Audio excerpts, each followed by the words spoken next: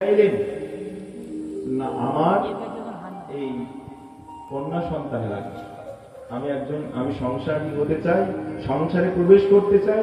সেই জন্য আপনার এই 50টা কন্যা রত্নের ভিতর থেকে একটি কন্যা রত্ন আমাকে প্রদান করুন, আমি সংসার জীবনযাত্রা নির্বাহ করব। এখন 60,000 বছর ধরে জলের তলায় তপস্যা করলে তার দেহের অবস্থা কি হয় জানেন তো? ওই প্রকার জড় আতুর কৃষকায় দেহের দেহ বৃদ্ধ অবস্থা। এইরকম পাত্রকে কোন পিতা কন্যা দান করবে? কেউ দান করতে চাইবে? এইরাম পাত্রকে কেউ কন্যা দান করতে চায় না। কিন্তু মহারাজ মানদাতা ভাবেন, এখন যদি আমি বলি যে তোমাকে কন্যা দেব না, ঋষি তো রেগে গেলে যদি অভিশাপ দিয়ে যায় আমার সমস্ত সাম্রাজ্য ধ্বংস হয়ে যাবে। এই জন্য তিনি কেউ বুদ্ধি করলেন যে দেখুন মহারাজ, হে ঋষিবর, আমাদের এই কুলের একটা প্রথা আছে, এখানে আমাদের কন্যাগণকে আমরা স্বয়ংবর সভায় উপস্থিত করাই। এই স্বয়ংবর সভার মাধ্যম দিয়ে আমাদের কন্যা যাকে যোগ্য বলে বিবেচনা করেন তার গলায় তিনি মালা পরিধান করেন। সৌবরী ঋষি বুঝতে পারলেন হে মানদাতা আমাকে এই কন্যা দিতে অনিচ্ছুক, কারণ এই প্রকার জড়ধাতুর দেহেতে কোন পিতায় তার কন্যা রত্নকে দান করবে। সেই জন্য তিনি কি করলেন, তিনি যোগিত যোগকে অবলম্বন করে তিনি অত্যন্ত সুন্দর, দেবদুর্লভ, দেবনিন্দিত এমন সৌন্দর্য মণ্ডিত একটি দেহ সৃষ্টি করলেন। করে যখন মানদাতার সেই রাজমহলে তিনি প্রবেশ করলেন, আর মানদাতা যখন সেই মানদাতার কন্যাগণ যখন সেই স্বয়ংবর সভায় সৌবরী ঋষির এই অনিন্দ সুন্দর দেহ সৃষ্টককে দর্শন করলেন, তখন মানদাতার 50 জন কন্যা সকলেই সৌবরী ঋষিকে প্রতিরূপে কামনা করলেন এবং সকলেই তার গলায় বরমালা প্রদান করলেন। সৌবরী ঋষি সকলকেই যোগিত যোগ অবলম্বন করে এক সৌবরী ঋষি নিজেকে 50 ভাগে বিভক্ত করে 50 জন কন্যার গৃহে ঘরে তিনি রত ছিলেন। কাউকে তিনি কোন প্রকার জগতের কোন দুঃখকে তিনি স্পর্শ করতে দেননি। রাজকন্যাদের সেই রাজ সুখের থেকেও স্বর্গসুখ তিনি প্রদান করেছিলেন, কোন সুখের কোন প্রকার কমতি ছিল না। একসময় মানদাতা যখন এই সৌবরী ঋষির গৃহস্থ আশ্রমকে দর্শন করেছিলেন, তখন এই মহারাজ মানদাতার যে রাজ্য, তার রাজ্যের যে বৈভব, সেই বৈভব মহারাজ সৌবরী ঋষির এই বৈভব থেকে একেবারে ক্ষীণ ছিল। দেখলেন যে সৌবরী ঋষি এইভাবে তিনি জীবনযাপন করছেন, সুখী শান্তিতেই আমার কন্যাগণ সৌবরী ঋষির সাথে দাম্পত্য সুখ আস্বাদন করছেন। পিতা অত্যন্ত প্রসন্ন হলেন। এইভাবে বহুকাল সংসার করতে করতে সৌবরী ঋষির মনে এই বিষয়ে জাগ্রত হলো, হায় হায়, আমি ছিলাম একটি ঋষি, ভগবানের আরাধনায় আমি নিমগ্ন ছিলাম, ভগবানের চরণ প্রাপ্তির জন্য আমি জগতের সমস্ত সুখকে আমি পরিত্যাগ করেছিলাম, বিসর্জন দিয়েছিলাম, ভগবানের চরণ সেবায় আমি যোগযুক্ত ছিলাম ভগবানের ধ্যানে। আর সামান্য একটি মৎস্যের সংসারকে দর্শন করে আজ আমার একই দুর্দশা এসে উপস্থিত হলো। আমি এই অনিত্য সংসারকে চরম সুখের বিষয়বস্তু মনে করি, এই সংসারেই আমার আয়ু, আমার সময় ব্যতীত করছে। মনে অত্যন্ত খেদ হলো এবং নিজেকে তখন সতর্ক করে তিনি তখন কি করলেন না, নিজেকে তখন সতর্ক করে তখন তিনি তার সমস্ত পত্নীগণকে সমস্ত ভগবত তত্ত্ব বিষয়বস্তু বুঝালেন এবং নিজে সংসার পরিত্যাগ করে ভগবানের আরাধনার জন্য তিনি বনে গমন করলেন। মহারাজ ঋষি সৌবরীর সাথে তার সমস্ত 50 জন পত্নীগণ তারাও তখন তার সাথে সেই তপস্যার জন্য বনে গমন করলেন। তপস্যা করে সৌবরী ঋষি ভগবানের পরম পদে লাভ করেছিলেন। চরণে রাখিও ভগবান,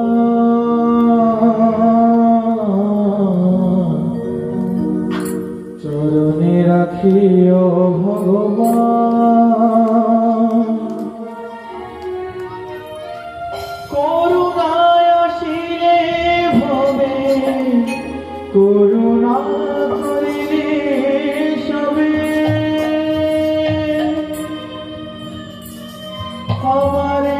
করি যে সন্ধান চরণে রাখিও ভগবান চরণে রাখিও ভগবান করুণায় দিলে ভরে করুণা করিলে সবে আমার করিলে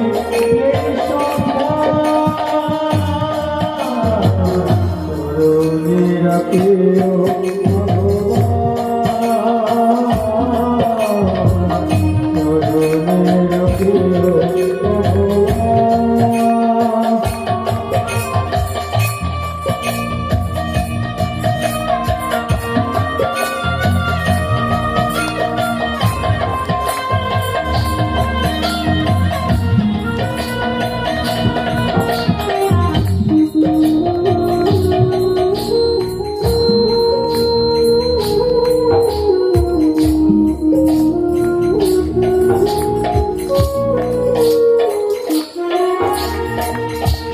সংসারের মাঝে থেকে নানা কাজে সংসারের মাঝে থেকে নানা কাজে তুলে তুলে যাই তো তুলে তুলে যাই তো ভুলিও না তুমি ওহে অন্তর্যামী ভুলিও না তুমি ওহে অন্তর্যামী স্মরণে রাখিও প্রতিমান চরণে রাখিও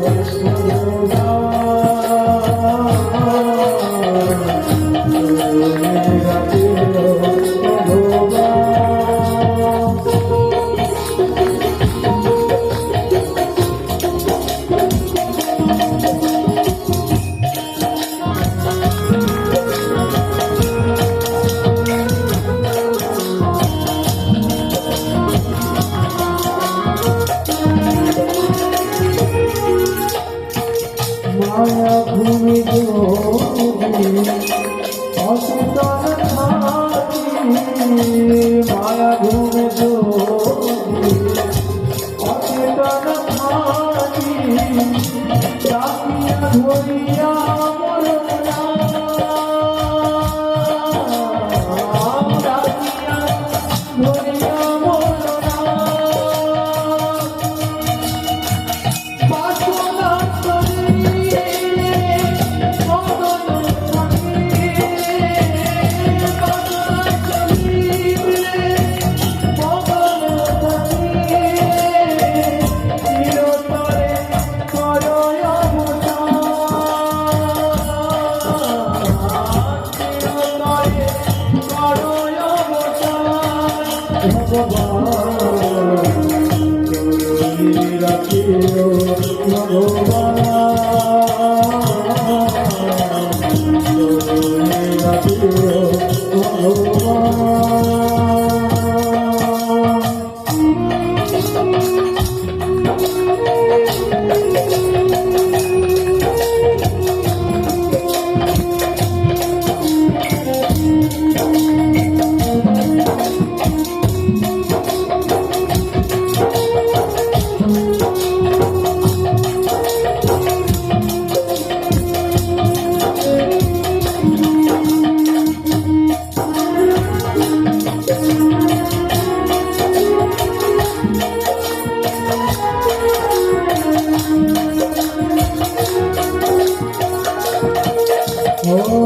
যদি হতে পারি আমি যে তোমারি যদি হতে পারি আমি যে তোমারি তুমি মোর হয়ো ভগবান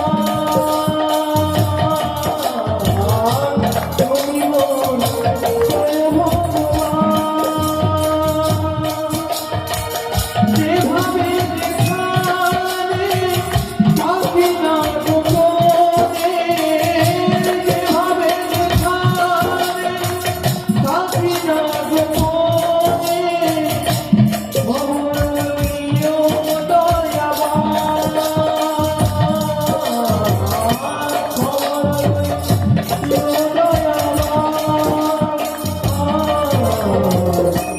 করুণে রাখিও ভগবান করুণে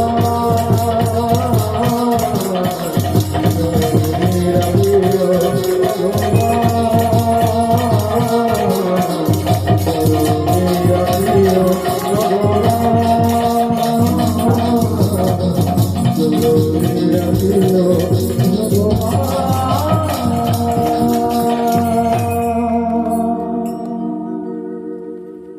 সৌভরী ঋষি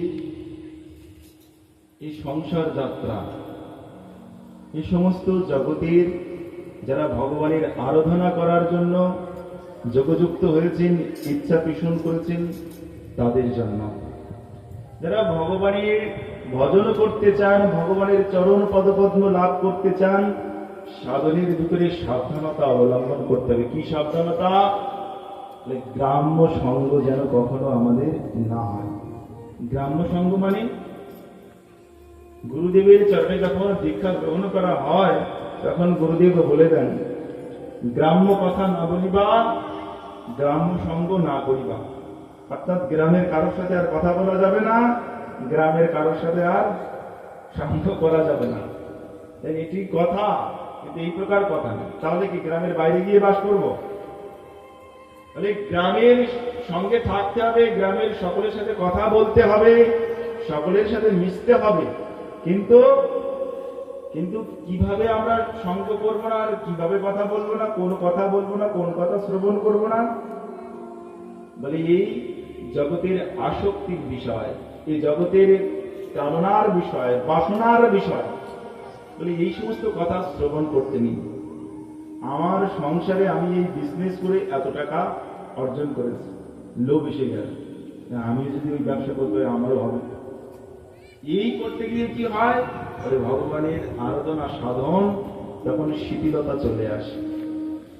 এই কামনা বাসনার কথা যখন আমরা শ্রবণ করি, বলে তখন আমাদের ভিতরে কামনা বাসনা জাগ্রত হয়। কামনা বাসনার বিষয়বস্তু যখন আমরা দর্শন করি, তখন আমাদের ভিতরেও এই কামনা বাসনা জাগ্রত হয়। এই লোভ কি করে জাগ্রত হয় জানেন? এই লোভ জাগ্রত হয় শ্রবণে আর দর্শনে। বাস এই শ্রবণ শুদ্ধ এবং দর্শন শুদ্ধ যদি হয়, তাহলে জীবের এই জড় জগতের কামাতুর বিষয়বস্তুর আর লোভ বা আকাঙ্ক্ষা বা আসক্তি জীবের জাগ্রত হয়। কোন একটা বিষয়কে আমি দর্শন করলেন, তো সেটা পাওয়ার জন্য একটা ইচ্ছা জাগ্রত হবে। কোন একটা লোভনীয় বিষয়কে আপনাকে শ্রবণ করালো, তো সেই বিষয় শ্রবণ করে তবে সেই বিষয় লাভের ইচ্ছা হয়। বলে এই জড় জগতের ব্যক্তিগণ কি করেন? বলে জড় জগতের বিষয়বস্তু দর্শন করা আর জড় জগতের বিষয়ের কথা শ্রবণ করা। আর এই কথা যখন শ্রবণ করি, তখন আমরা সেই জড় জগতের বিষয়বস্তুতেই আসক্ত হয়ে যায়। এজন্য বলছেন সৌভরী ঋষি, তিনি যখন সংসার যাপন করছেন, করতে করতে তার ভিতরে যে ভাবনা জাগ্রত হয়েছে, হায় হায় আমি ছিলাম কি আর এখন হলামটা কি? আমি ছিলাম ভগবানের ভক্ত, আমি ভগবানের আরাধনায় রত ছিলাম, কিন্তু একটা মাছের সংসার, মৎস্যের সংসারকে, শৃঙ্গারকে দর্শন করে, মেলামেশাকে দর্শন করে আমার ভিতরেও ওই প্রকার সঙ্গ সুখ পাওয়ার ইচ্ছা জাগ্রত হলো। তাই যারা ভগবানের সাধন করতে চান, তারা এই কুদর্শন কখনো দর্শন করবে না। দর্শন যদি করতেই হয়, ভগবত ভক্তের দর্শন করো। দর্শন যদি করতেই হয়, ভগবানের শ্রী বিগ্রহের দর্শন করো। কিন্তু এই কুদর্শন যদি একবার হয়ে যায়, কুদর্শনের আসক্তি তোমাকে ওই কুদর্শনের বিষয়বস্তুতেই তোমাকে টেনে নিয়ে যাবে। তাই উপদেশ দিচ্ছেন এই সৌভরী ঋষি, যিনি তার নিজের জীবন দর্শনে তার উপলব্ধি, সাধকের নিজের জীবনের উপলব্ধির কথা বলছেন। সঙ্গম তেজেদ মিথুনাব্রতিনম মুমুক্ষা, সঙ্গম তেজেদ মিথুনাব্রতিনম মুমুক্ষা, সর্বাত্মনানো বিসৃজ্যেৎ বহিরিন্দ্রিয়াণি, একাশরণ রহুষি চিন্তম অনন্ত ঈশি, যুঞ্জিত তদ্ব্রতেষু সাধুষু চিত্তসঙ্গঃ। কি বললেন? সঙ্গম ত্যাজেত মিথুনা ব্রতিনাম মোক্ষা। যারা এই সংসারের সুখকেই জীবনের একমাত্র ব্রত করেছেন, সেই প্রকার বিষয়ী ব্যক্তির সঙ্গ কখনোই করবে না।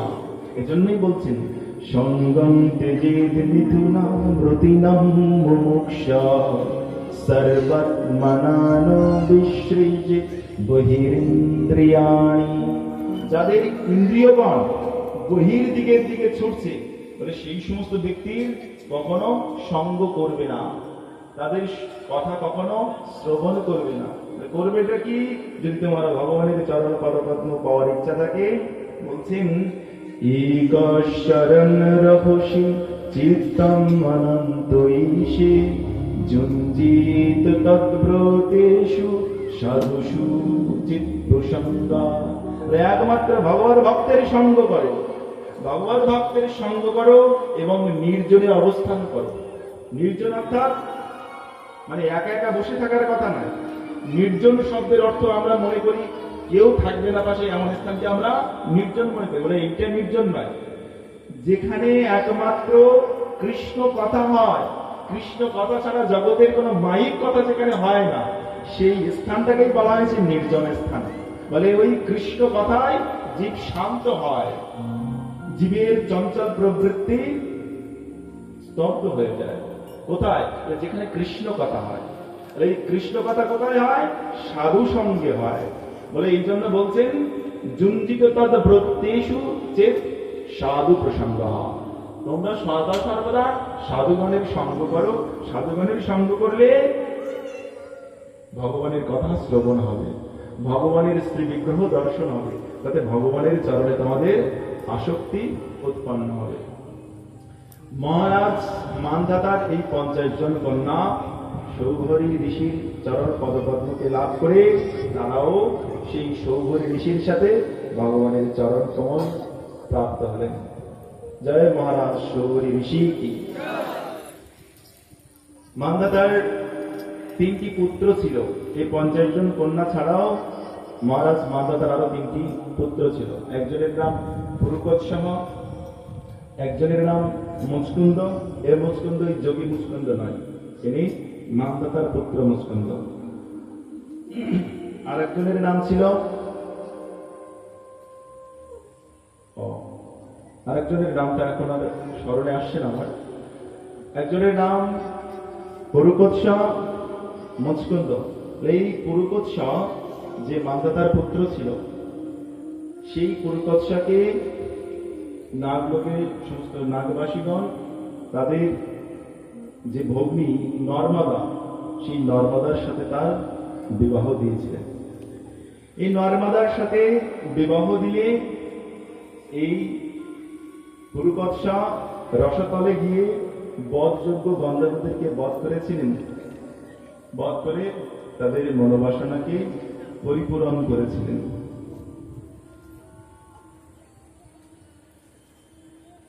ও মনে এসেছে, অম্বরীশ মহারাজ, মহারাজ অম্বরীশ।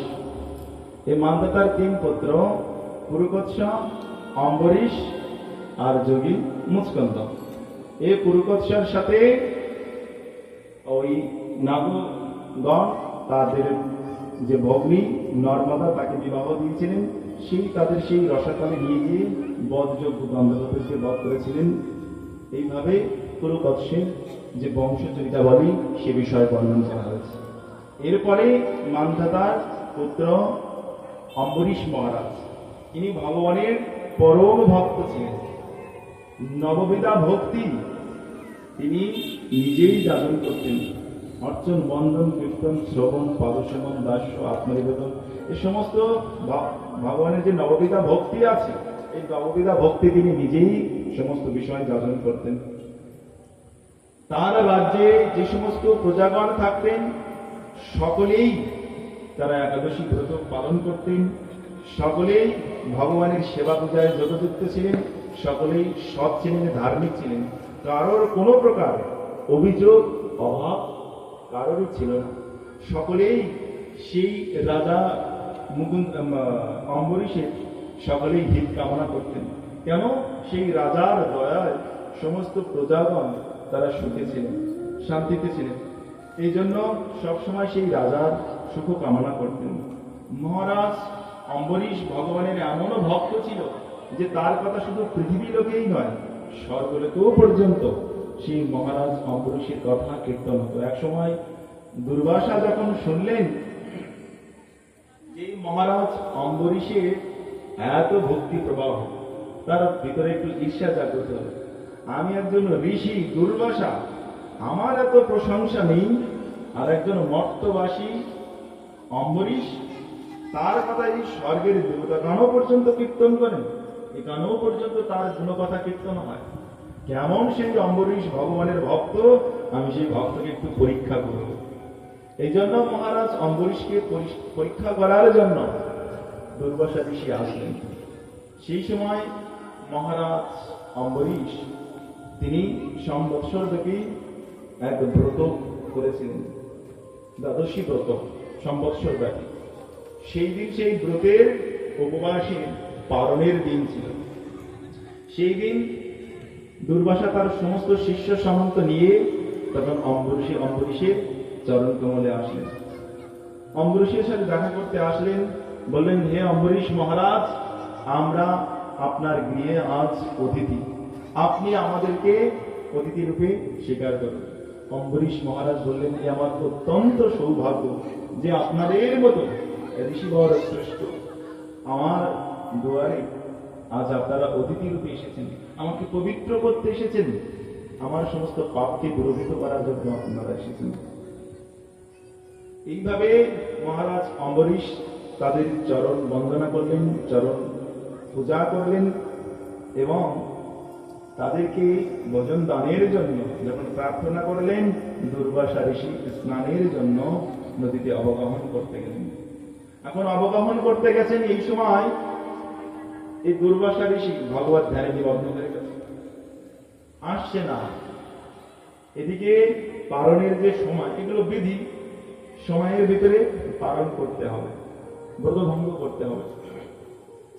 এই জন্য অপেক্ষা করছেন, আসছে না।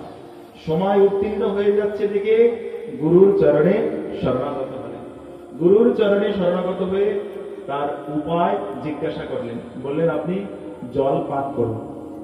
জল পান করলে খাওয়াও হয় না, আবার খাওয়াও হয়। ব্রত যারা বিলম্ব উপবাস পালন করেন, তাহলে জল পানেই তাদের ব্রত ভঙ্গ হয়। এখন এই জল পান করলে তাকে খাওয়াও বলে, আবার খাওয়া বলে না, এই প্রকার। অতএব আপনার উভয় ধর্ম রক্ষা হবে। গুরুজনদের কথায় যখন সেই জল পান করলেন, যোগী যোগের মাধ্যমে সে বিষয় জানতে পারলেন। ক্রোধে অগ্নিশর্মা হয়ে দুর্বাসা ঋষি ছুটে আসলেন মহারাজ অম্বরীশকে ধ্বংস করার জন্য।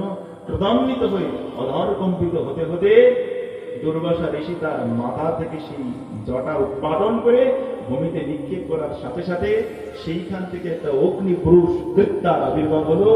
সেই কৃত্যা আবির্ভূত হওয়ার সাথে সাথেই অম্বরীশ মহারাজকে ধ্বংস করার জন্য যখন অম্বরীশ মহারাজের দিকে যখন যাচ্ছেন, অম্বরীশ মহারাজ ভগবানের চরণে তিনি শরণাগত, তিনি উদ্বিগ্ন হচ্ছেন না যে কৃত্যা আমাকে ধ্বংস করবে। তিনি ভগবানের চরণ ধ্যান করতে লাগলেন। আর ভগবানের হাতে যে সুদর্শন চক্র, বলে এই সুদর্শন চক্র কিসের জন্য? এই লোকের গলা কাটার জন্য নয়, ভক্তকে রক্ষা করার জন্য। ভগবান তখন সেই সুদর্শন চক্রকে ছাড়লেন ভক্তকে রক্ষা করার জন্য। সুদর্শন মানে চাকা নাই, গলা কেটে দেওয়া। কুদর্শন যখন হয় জীবের, সেই কুদর্শন থেকে সুদর্শনে প্রতিষ্ঠিত করার জন্য ভগবানের সুদর্শন। আমাদের কুদর্শন হয় বৈষ্ণবেতে যারা জাতি বুদ্ধি করে, বৈষ্ণবেতে যারা ভেদ বুদ্ধি করে, বৈষ্ণবের সাথে যারা হিংসে করে, যাদের এই জগতে কুদর্শন যারা করে, বলে এই কুদর্শন মিথ্যা দর্শনকে ধ্বংস করার জন্য ভগবানের সুদর্শন চক্র। এই কুদর্শনকে নষ্ট করে, মিথ্যা দর্শনকে নষ্ট করে কে? ভগবানের সুদর্শন। দুর্বাসার কুদর্শন হয়েছে কিরকম? এ মহারাজ অম্বরীশ একটা ক্ষত্রিয় রাজা।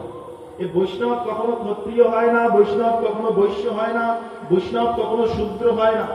কোন জাতির সীমাগণ্ডির ভিতরে, কোন দেশের সীমাগণ্ডির ভিতরে বৈষ্ণবকে কখনো ধরা হয় না। আমরা আজকাল বলি ও বিদেশি ভক্ত, এ দেশি ভক্ত, বলে এই প্রকার বলাটাও একটা অপরাধ। ভক্ত কখনো দেশি হয় না, ভক্ত কখনো বিদেশি হয় না, ভক্ত কখনো ব্রাহ্মণ হয় না, ভক্ত কখনো শূদ্র হয় না। ভক্ত ভগবানের প্রাণ স্বর্গ হয়, ভগবানের প্রাণ আরাধিকা হয় ভক্ত। সেই ভক্তকে যারা জাতি বুদ্ধি করে, তাদের প্রতি যারা কুদর্শন করে, ভগবানের সুদর্শন তাদের কুদর্শনকে ধ্বংস করে সুদর্শনে প্রতিষ্ঠিত করিয়ে দেয়।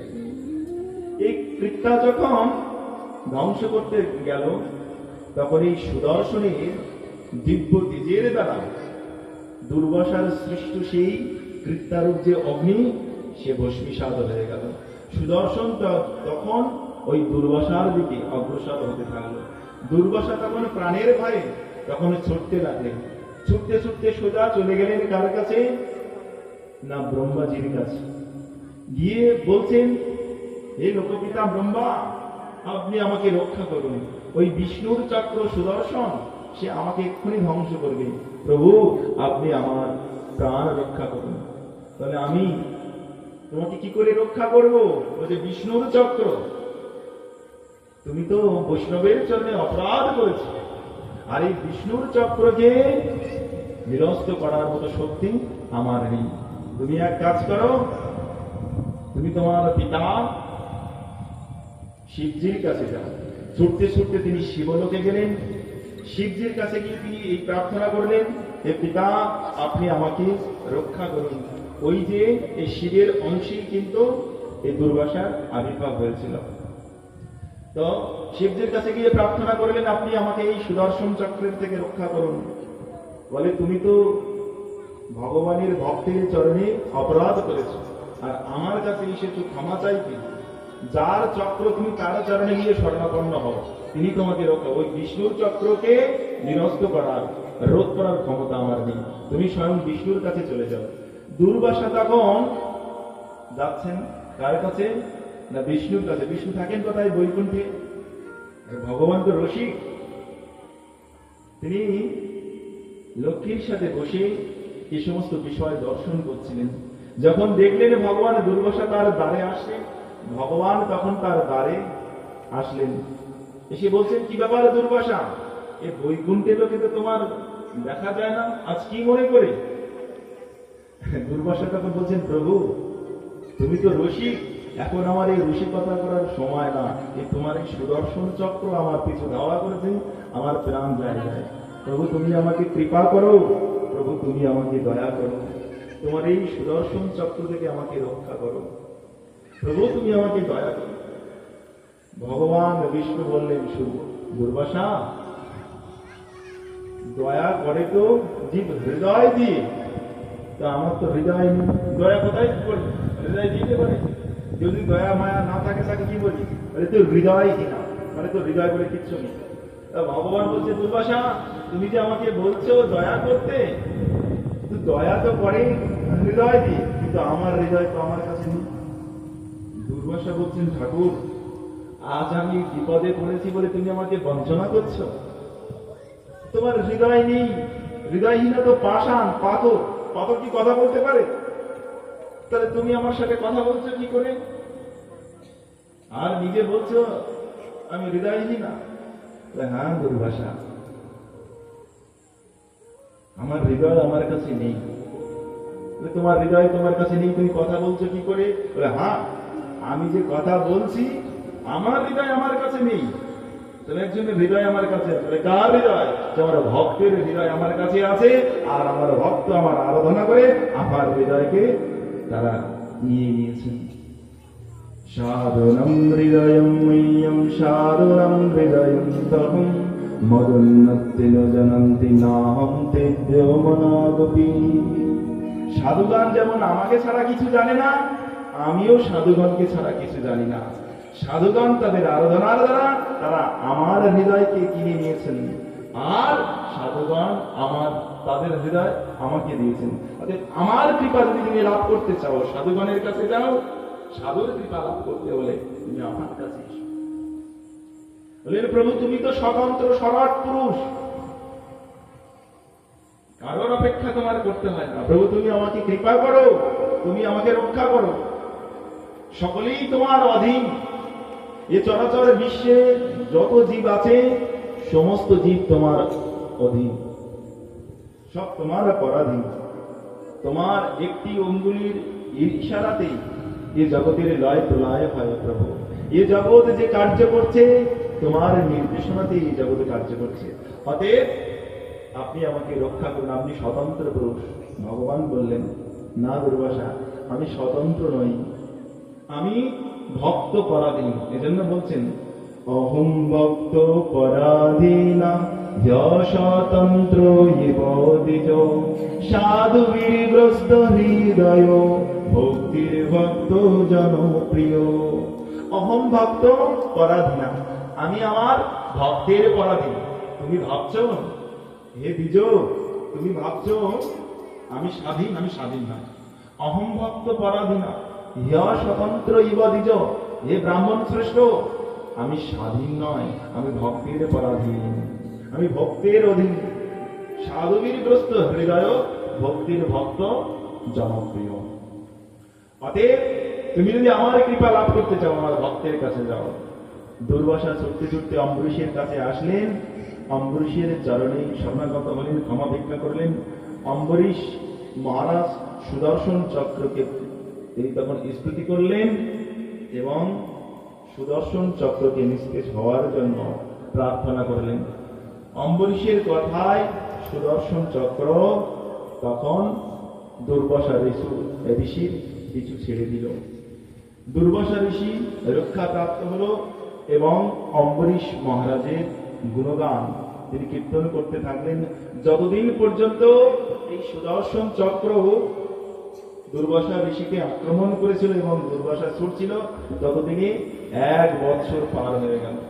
এর ভিতরে মহারাজ অম্বরীশ কিন্তু কোন প্রকার দ্রব্য তিনি গ্রহণ করেননি, অপেক্ষা করছিলেন কখন সেই দুর্বাসা ঋষি আসবেন, তাকে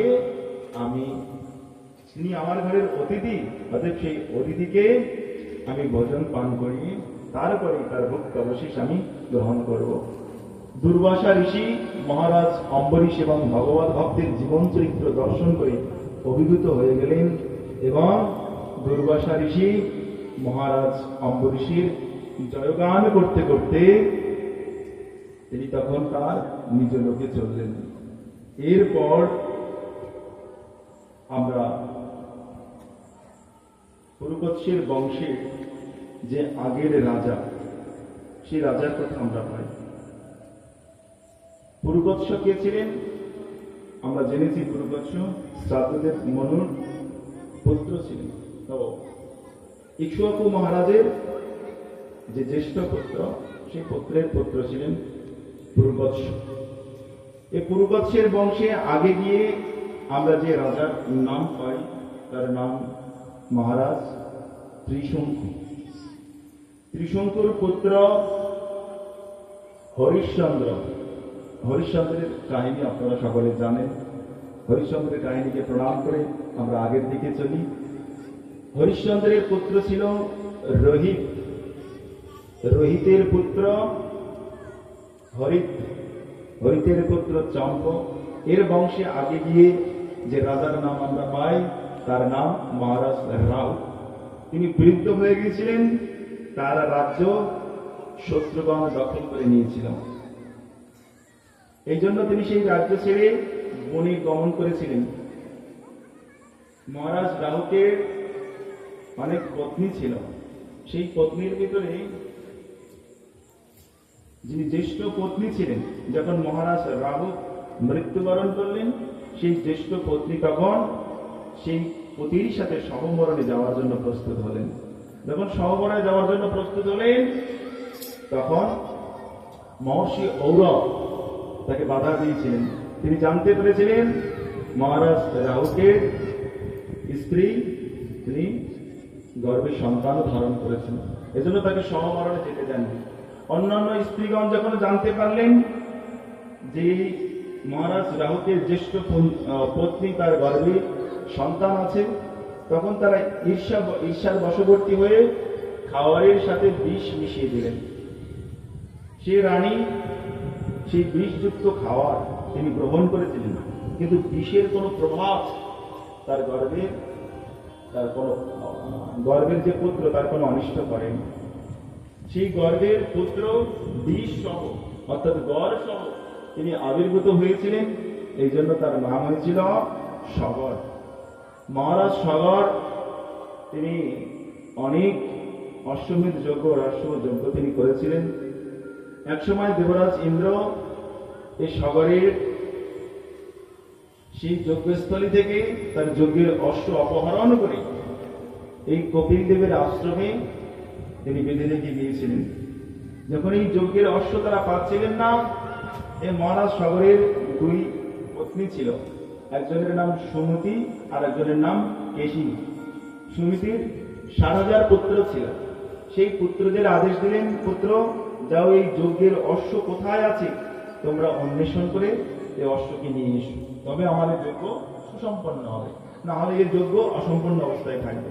এজন্য সেই সমস্ত সুমিতির সেই পুত্রগণ 7,000 পুত্রগণ তারা বিভিন্ন জায়গায় খাল বিল খনন করতে করতে তারা অগ্রসর হলেন। হতে হতে কপিল দেবের আশ্রমে তারা এসে উপস্থিত হয়েছিলেন। দেখলেন সেখানে সেই কপিল দেব তিনি চক্ষু বন্ধ করে ধ্যান করছেন ভগবানের, আর সেইখানে সেই যজ্ঞের অশ্ব বন্ধনকৃত অবস্থাতে আছে। তখন তারা ভাবলেন, এই দুষ্ট কপট সাধু এই যজ্ঞের অশ্বকে অপহরণ করে এখন আমাদের সম্মুখে যে সাধুর ভান করছে। এই জন্য তারা কপিল দেবের নিন্দা করতে থাকলেন এবং কপিল দেবকে হত্যার জন্য তারা যখন কপিল দেবের দিকে অগ্রসর হলেন, কপিল দেব ভগবান কপিল দেব যখন চক্ষু উন্মীলন করলেন, তার সেই প্রথমতেই সকলে ধ্বংস হয়ে গেল, 7,000 পুত্র ধ্বংস হয়ে গেল। তখন মহারাজের দ্বিতীয় যে পত্নী ছিল কেশিনী, তার পুত্র ছিল অসমঞ্জস্য। এই অসমঞ্জস্য সমস্ত কার্যই ছিল একেবারে পাগলের মতো। তিনি পূর্বজন্মে যোগী ছিলেন, যোগ ভ্রষ্ট হয়ে তিনি এই কেশিনীর পুত্র সগর মহারাজের পুত্র রূপে তিনি আবির্ভূত হয়েছিলেন। এই পাগল বধিরের ন্যায় থাকার জন্য তাকে রাজ সিংহাসনে অভিষিক্ত করানো হলো না। এই অসমঞ্জস্যের পুত্র তাকেই তখন রাজ সিংহাসনে অভিষিক্ত করানো হলো। অসমঞ্জস্যের পুত্র তিনি তখন রাজ সিংহাসনে অংশুমান, অসমঞ্জস্যের পুত্র অংশুমান রাজ সিংহাসনে অভিষিক্ত হয়ে তিনি তখন তার সেই পূর্বজগণ যে কোথায় গেলেন বলে তাদের অন্বেষণে এবং যজ্ঞের সেই পশু অর্থাৎ অশ্বের অন্বেষণে তারা তখন ছুটলেন। সেই অংশুমান যেতে যেতে দেখলেন কপিল দেবের আশ্রমে তার পূর্বপুরুষগণ সেখানে ধ্বংসপ্রাপ্ত হয়েছে এবং কপিল দেবের সম্মুখেই সেখানে রজ্জুর দ্বারা সেই যজ্ঞের অশ্ব বন্ধনকৃত অবস্থায় আছে। সমস্ত বিষয় অংশুমান জানতে পারলেন। তিনি কপিল দেবের পূজা করলেন, স্তুতি করলেন। কপিল দেব অত্যন্ত প্রসন্ন হয়ে তখন সেই যজ্ঞের পশু তার হাতে দিয়ে দিলেন এবং ভগবান কপিল দেবের চরণে অংশুমান প্রশ্ন করলেন যে আমার এই পূর্বপুরুষগণ যে নিহত হয়েছে এদের উদ্ধার কি করে হবে, সে বিধান আপনি বলে দিন। তখন বললেন, এরা যে ঋষির চরণের অপরাধ করেছে, এই অপরাধের জন্য এদের অধগতি প্রাপ্ত হয়েছে। এখন এরা যদি উদ্ধার এদের করতে চাও তাহলে ভগবানের চরণ ধৌত জল যে গঙ্গা, সেই গঙ্গা যদি আনয়ন করতে পারো মর্তলোকে এবং যদি চরণ স্পর্শ করাতে পারো ও গঙ্গা জল স্পর্শ করাতে পারো, তাহলে তোমার এই পূর্বপুরুষগণ উদ্ধার প্রাপ্ত হবে। অংশুমান যখন এই প্রকার বিষয় জানতে পারলেন তখন কি করলেন না, তখন তিনি সেই যজ্ঞের পশু নিয়ে মহারাজ সগরের হাতে দিলেন। সগর অশ্বমেধ যজ্ঞ সুসম্পন্ন করে তিনি ভগবান আরাধনার জন্য বনে গমন করলেন। এদিকে অংশুমান তার সেই পূর্বপুরুষগণকে উদ্ধারের জন্য গঙ্গার ধ্যান করলেন, তপস্যা করলেন। বহুকাল ধরে গঙ্গা দেবীর ধ্যান করে তপস্যা করেও তিনি সুসম্পন্ন হতে পারলেন না তার সেই তপস্যায়। অংশুমান চলে গেল। অংশুমানের পুত্র মহারাজ দিলীপও পিতার ন্যায় ওই তার পূর্বপুরুষগণকে উদ্ধার করার জন্য বহুকাল তপস্যা করেছিলেন, কিন্তু তার জীবদ্দশায় তিনি গঙ্গা দেবীকে দর্শন পাননি, তারা প্রসন্নতা বিধান করতে পারেননি। এই দিলীপের পুত্র ভগীরথ, ভগীরথ তিনি গঙ্গা দেবীকে কায় মনোবাক্যে সমস্ত বিষয় পরিত্যাগ করে তিনি গঙ্গা দেবীর আরাধনায় যোগযুক্ত ছিলেন। গঙ্গা দেবী তার উপরে প্রসন্ন হয়ে তখন তাকে বলেছিলেন যে বৎস, তোমার কি প্রয়োজন, কি উদ্দেশ্যে তুমি আমার আরাধনা করেছো, সে বিষয় আমার কাছ থেকে চেয়ে নাও। বললেন যে মা গঙ্গা, আপনাকে যেতে হবে আমার সাথে মক্তধামে। আমার পূর্বপুরুষগণ আপনার স্পর্শে, চরণ স্পর্শে তারা উদ্ধার প্রাপ্ত হবে। হ্যাঁ, আমি তো যাব, কিন্তু আমার এই বেগ, আমার ভার কে ধারণ করবে? এই জগতে এমন কোন শক্তি নেই যে আমি যখন এই মর্তে অবতীর্ণ হব তখন আমার এই ধারা, যে গতি, সেই গতিতে পৃথিবী তো রসাতলে চলে যাবে। তখন আমার এই গতিবেগ কে ধারণ করবে? একমাত্র শক্তি আছে দেবাদিদেব মহাদেব। যদি তুমি তাকে সন্তুষ্ট করতে পারো তপস্যার দ্বারা, তিনি যদি সম্মতি প্রদান করে আমাকে ধারণ করবেন, তাহলে আমি যেতে পারি। তিনি সেইখানে বসে তপস্যা করেছিলেন। শিবজির ভগীরথের সেই তপস্যা শিলা এখনো পর্যন্ত আছে। গঙ্গোত্রী, গঙ্গ উত্তরী, যেখানে গঙ্গা উত্তীর্ণ হয়েছিলেন, এজন্য নাম হয়েছিল গঙ্গোত্রী। চার ধামে যাত্রাকালে সেই স্থানটা পড়ে। গোমুখ থেকে যে গঙ্গা বয়ে চলেছে, সেই গঙ্গা ওখানেই অবতীর্ণ হয়েছে।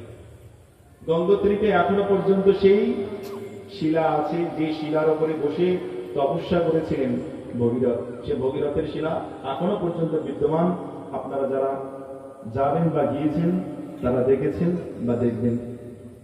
সেইখানে বসে ভগীরথ দেবাদিদেব মহাদেবের তিনি আরাধনা করলেন। আশুতোষ অল্পতেই তুষ্ট হয়ে যায়, তারপরে প্রসন্ন হয়ে তাকে দর্শন দান করলেন। তার হৃদয়ের সমস্ত অভিপ্রায় মহাদেবের চরণে জানালেন। মহাদেব সম্মতি প্রদান করলেন। সেই গঙ্গার ধারাকে, বেগকে তার মস্তকে তিনি ধারণ করলেন, তার জটায় তিনি ধারণ করেছিলেন, এবং তার মাধ্যম দিয়ে ভগীরথ যে পথ দিয়ে সেই গঙ্গাকে নিয়ে এসেছিল তার নাম হয়েছিল ভাগীরথ। জাহ্নবী পথে আসতে অনেক কাহিনী আছে, অনেক বিষয় আছে। আমরা সে সমস্ত বিষয়কে প্রণাম করে আগের দিকে চলি। এখনো পর্যন্ত আমাদের চন্দ্রবংশে যেতে হবে, তারপর ভগবান শ্রীকৃষ্ণের আবির্ভাবের বিষয়বস্তু আমাদের বাকি আছে, সে সমস্ত বিষয়বস্তু আমরা প্রবেশ করব। যাই হোক, গঙ্গাকে এইভাবে ভগীরথ আনয়ন করেছিলেন, এবং ভগীরথ এই গঙ্গাকে আনয়ন করে একেবারে এই আপনাদের সাগর সঙ্গম, যে কপিল দেবের যে মন্দির, এইখানেই সেই গঙ্গাকে নিয়ে এসেছিলেন এবং তার পূর্বপুরুষগণকে উদ্ধার করেছিলেন। গঙ্গার চরণ স্পর্শে, গঙ্গার সেই পবিত্র শরীর মানে জল স্পর্শে তার পূর্বপুরুষগণ সকলেই উদ্ধারকৃত হয়েছিল। শুধু তার সেই পূর্বপুরুষগণই নয়, সমস্ত আপামর জনসাধারণ যখন সেই গঙ্গাকে অবগাহন করে সকলেই উদ্ধার প্রাপ্ত হন, সমস্ত পাপ থেকেই তারা পরিমুক্ত হন। এই গঙ্গা আসার সময় একবার ভগীরথকে বলেছিল, ভগীরথ, আমি যে এই জগতে অবতীর্ণ হব, সমস্ত পাপীগণ আমার বক্ষেতে এসে তাদের পাপ রেখে তারা চলে যাবে, তো আমি এই পাপ কি করে ধ্বংস করব? তখন ভগীরথ বলেছিলেন, ভগবানের বিশুদ্ধ ভক্তগণ যখন তোমাকে স্পর্শ করবে, বিশুদ্ধ ভগবত ভক্তগণের স্পর্শে তোমার সমস্ত পাপ বিদরিত হবে। গঙ্গা সকলের পাপ ধ্বংস করেন, রেখে আসেন গঙ্গায়, আর সেই পাপকে ধ্বংস করে ভগবানের প্রেমময়ী ভক্তগণ তার স্পর্শের দ্বারা। এইভাবে ভগীরথ তার সমস্ত পূর্বপুরুষগণকে উদ্ধার করেছিলেন। শুধু তার পূর্বপুরুষগণকেই নয়, আপামর জনসাধারণ জীবকে এই গঙ্গার মাধ্যম দিয়ে তিনি ভগবানের চরণ পদপদ্ম পর্যন্ত পৌঁছে দেওয়ার বিশেষ ব্যবস্থা তিনি করে গেছেন। যিনি গঙ্গা এই নামটি শ্রবণ করেন তিনিও পবিত্র হয়ে যান। গঙ্গা গঙ্গা এই শব্দ যিনি বলেন তিনিও পবিত্র হয়ে যান। যাই হোক, সেই গঙ্গা দেবীকে ভগীরথ নিয়ে এসে তার পূর্বপুরুষগণকে তিনি উদ্ধার করেছিলেন। এই ভগীরথের বংশে আগে গিয়ে আমরা যে রাজার কথা পাই তার নাম মহারাজ সৌদাস। সৌদাস তিনি একসময় যজ্ঞ করেছিলেন, অনেক যজ্ঞ তিনি করেছিলেন, অনেক তার কৃত্তি আছে। তো একসময় গুরু বৈশিষ্ট্যকে তিনি ভোজন দিয়েছিলেন। তো সেই সময় একজন রাক্ষস এসে নরমাংসের দ্বারা তার সেই ভোজন দূষিত করেছিল।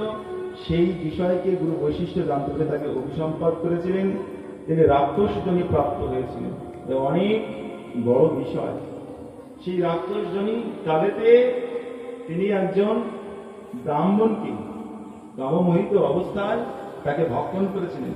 এই জন্য সেই ব্রাহ্মণ তাকে অভিসম্পাদ করেছিলেন যে তুমিও যখন সন্তান কামনায় যখন উদ্গ্রীব হবে তখন তোমারও ঠিক এইভাবেই মৃত্যু হবে। এই জন্য মহারাজ সৌদাস সে কোনো পুত্র সন্তান ছিল না। তার পত্নী দময়ন্তী এই গুরুর কৃপাতে, গুরু বৈশিষ্ট্যের কৃপায়, মন্ত্রশক্তির বলে তিনি একটি পুত্র লাভ করেছিলেন। বহুকাল সেই পুত্রকে তিনি গর্ভে ধারণ করেছিলেন, সেই পুত্রের জন্ম হচ্ছিল না। তখন গুরু বৈশিষ্ট্য একটি পাথর দ্বারা, অশ্মক, পাথরের আর কি নাম অশ্মক, সেই অশ্মকের দ্বারা তিনি তখন তার গর্ভকে আঘাত করলেন। এই পাথরের আঘাতে সেই পুত্র প্রসব হলো। এই জন্য সেই পুত্রের নাম হয়েছিল অশ্মক। অশ্মকের পুত্র মূলক, যে মূলক একমাত্র পরশুরামের হাত থেকে রক্ষা পেয়েছে। পরশুরাম 21 বার সমস্ত ঔদ্ধত্যপূর্ণ আচরণকারী ক্ষত্রিয়গণকে তিনি নিধন করেছিলেন বলে এই মূলকই একমাত্র রক্ষা পেয়েছিলেন।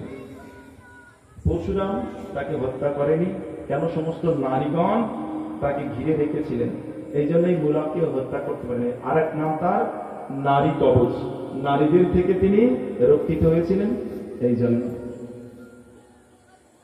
এইভাবে মহারাজ সৌদাসের কথা আমরা পাই, মূলকের কথা পাই।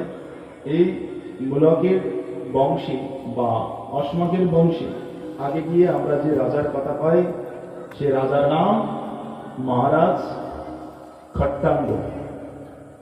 খট্টাঙ্গের পুত্র দীর্ঘবাহু, দীর্ঘবাহুর পুত্র অজ, অজের পুত্র মহারাজ রঘু, রঘুর পুত্র দশরথ।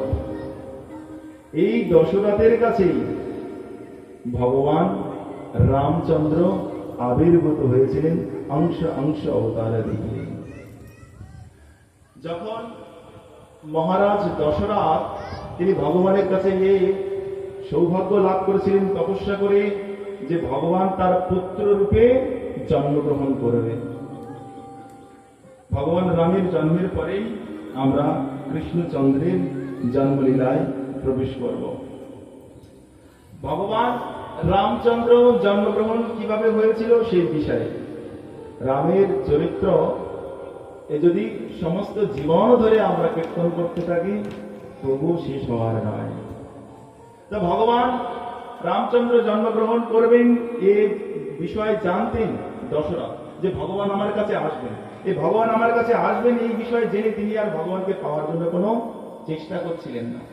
সেই জন্য কি করলেন না, অরুন্ধতী তখন তার পুত্রকে বারবার চিমটি কাটছেন। একদিন রাজসভায় বসে আছেন মহারাজ দশরথ, আর বশিষ্ঠের পত্নী অরুন্ধতী তার পুত্রকে বারবার চিমটি কাটছেন। আর চিমটি কাটলে পুত্র বালক সে তখন ক্রন্দন করে উঠছে।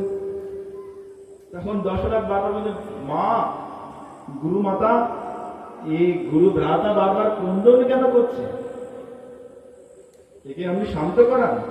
বলছেন, না মহারাজ, শান্ত হবে না। বলে, কেন? কি তার চাওয়া পাওয়া? বলছে, আমার এই পুত্র এই ভেবে ক্রন্দন করছে যে আমরা এই ব্রাহ্মণ বংশে জন্মগ্রহণ করেছি, যজমানের দ্বারা আমাদের জীবন জীবিকা নির্বাহ হয়। এখন আমার পিতা মহারাজ দশরথের যজমানি করে কুলগুরু রূপে তার জীবিকা নির্বাহ করেছে, কিন্তু এই দশরথের তো আর কোনো সন্তান নেই। তাদের সেই কুল পুরোহিত রূপে, কুল গুরু রূপে এখন দায়িত্ব তো আমার, কিন্তু আমি কার গুরু হব, কার বংশ হব? মহারাজের দশরথের বংশ তো এখানেই স্তব্ধ হয়ে যাবে, এই ভেবে তিনি ক্রন্দন করছেন। তখন মহারাজ দশরথ ভাবলেন, ও আমার কাছে তো ভগবান আসবেন এ কথা বলেছিলেন, এই যে ভগবান আসবেন, তখন সেই ভগবানকে পাওয়ার জন্য তীব্র বাসনা তার ভিতরে জাগ্রত হলো। এই ভগবানকে পাওয়ার সেই তীব্র বাসনা তখন তার ভিতরে জাগ্রত হলো। ভগবান তখন অংশ অংশ অবতার রূপে তখন সেখানে অবতীর্ণ হয়েছিলেন। সেখানে কর্কট রাশি নবমী তিথি যখন একত্রিত হলো, চারিদিকের পরিবেশ যখন মঙ্গলময় হলো, একেবারে দীপ্র হারে সূর্য যে যখন একেবারে মধ্যমণি, তখন ভগবান রামচন্দ্র জগতে অবতীর্ণ হলেন। কার কাছে? না মহারানী কৌশল্যার কাছে। ভগবান রামচন্দ্র আবির্ভূত হলেন। মহারাজ দশরথের 3 পত্নী ছিল, কৌশল্যা, কৈকেয়ী, সুমিত্রা। এই কৌশল্যার কাছে ভগবান রামচন্দ্র আবির্ভূত হয়েছিলেন। আর কৈকেয়ীর কাছে ভরত মহারাজ অবতীর্ণ হয়েছিলেন ভগবানের অংশ অবতার রূপে। আর সুমিত্রার কাছে আবির্ভূত হয়েছিলেন লক্ষ্মণ আর শত্রুঘ্ন। ভগবান এই 4 অংশ রূপে এই 3 রানীর কাছে অবতীর্ণ হয়েছিলেন অংশ অবতার রূপে।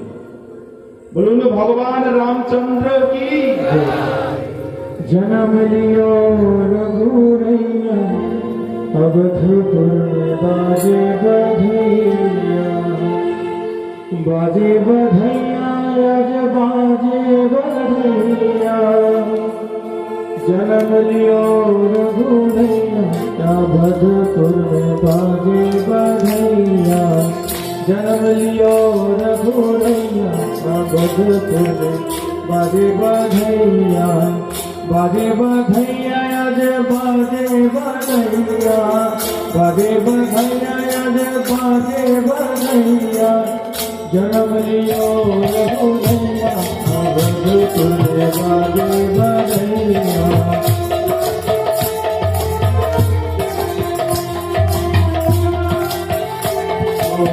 ब्रह्मा भी आए हैं, शंकर भी आए, ब्रह्मा भी आए हैं, शंकर भी आए शारदा मैया बाजे बधैया।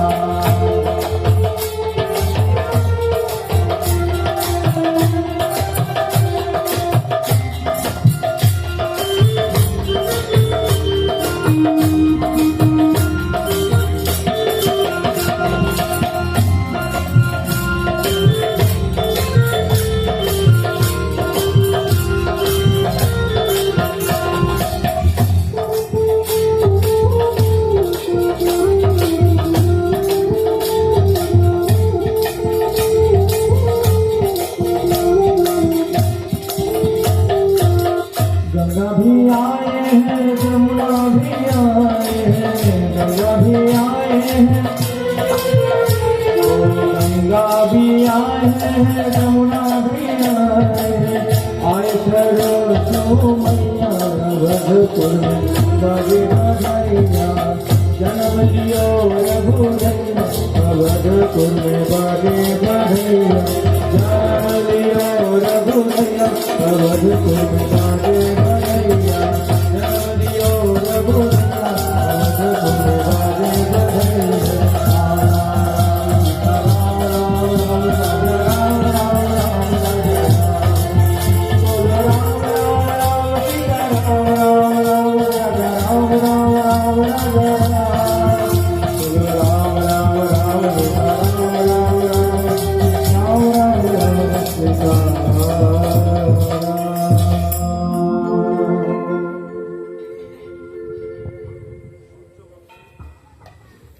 সূর্য বংশে ভগবান রামচন্দ্র আবির্ভূত হয়েছিলেন।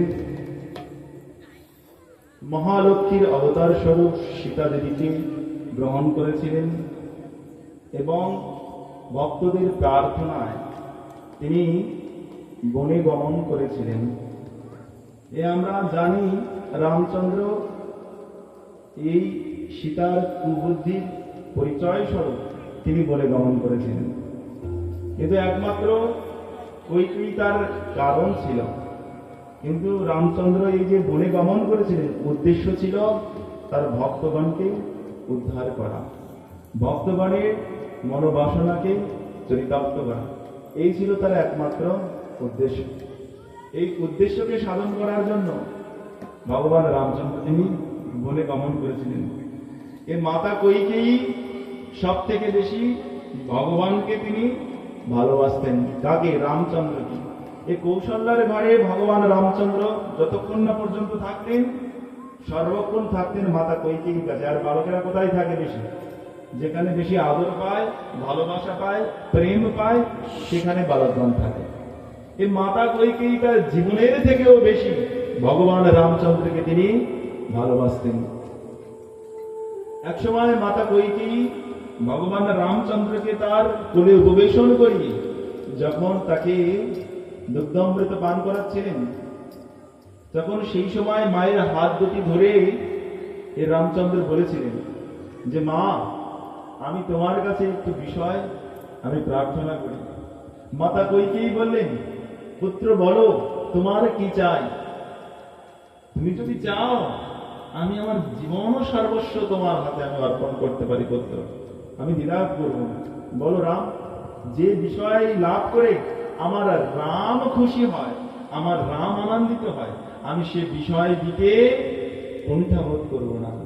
বলে, মা, আমি কিন্তু তোমার কাছে একটি বিশেষ গুরুত্বপূর্ণ বিষয় চাইতে চলেছি, আমি একটি বড় কঠিন বিষয় তোমার কাছে চাইতে চলেছি। বলে, পুত্র, তুমি আমার কাছে চাও, তুমি যে বিষয় আমার কাছে চাইবে আমি তোমাকে সেই বিষয়ে প্রদান করবো, যদি আমার সামর্থ্যের ভিতরে থাকে। আমি সে বিষয় দিতে কুণ্ঠাবোধ করবো না। বলে, মা, তুমি ঠিকই বলছো তো? বলে, না, আমি তোমার কাছে প্রতিজ্ঞা করছি, আমি তোমার কাছে প্রতিশ্রুতিবদ্ধ হচ্ছি, তুমি আমার কাছে যে বিষয় চাইবে আমি তোমাকে সে বিষয় প্রদান করব।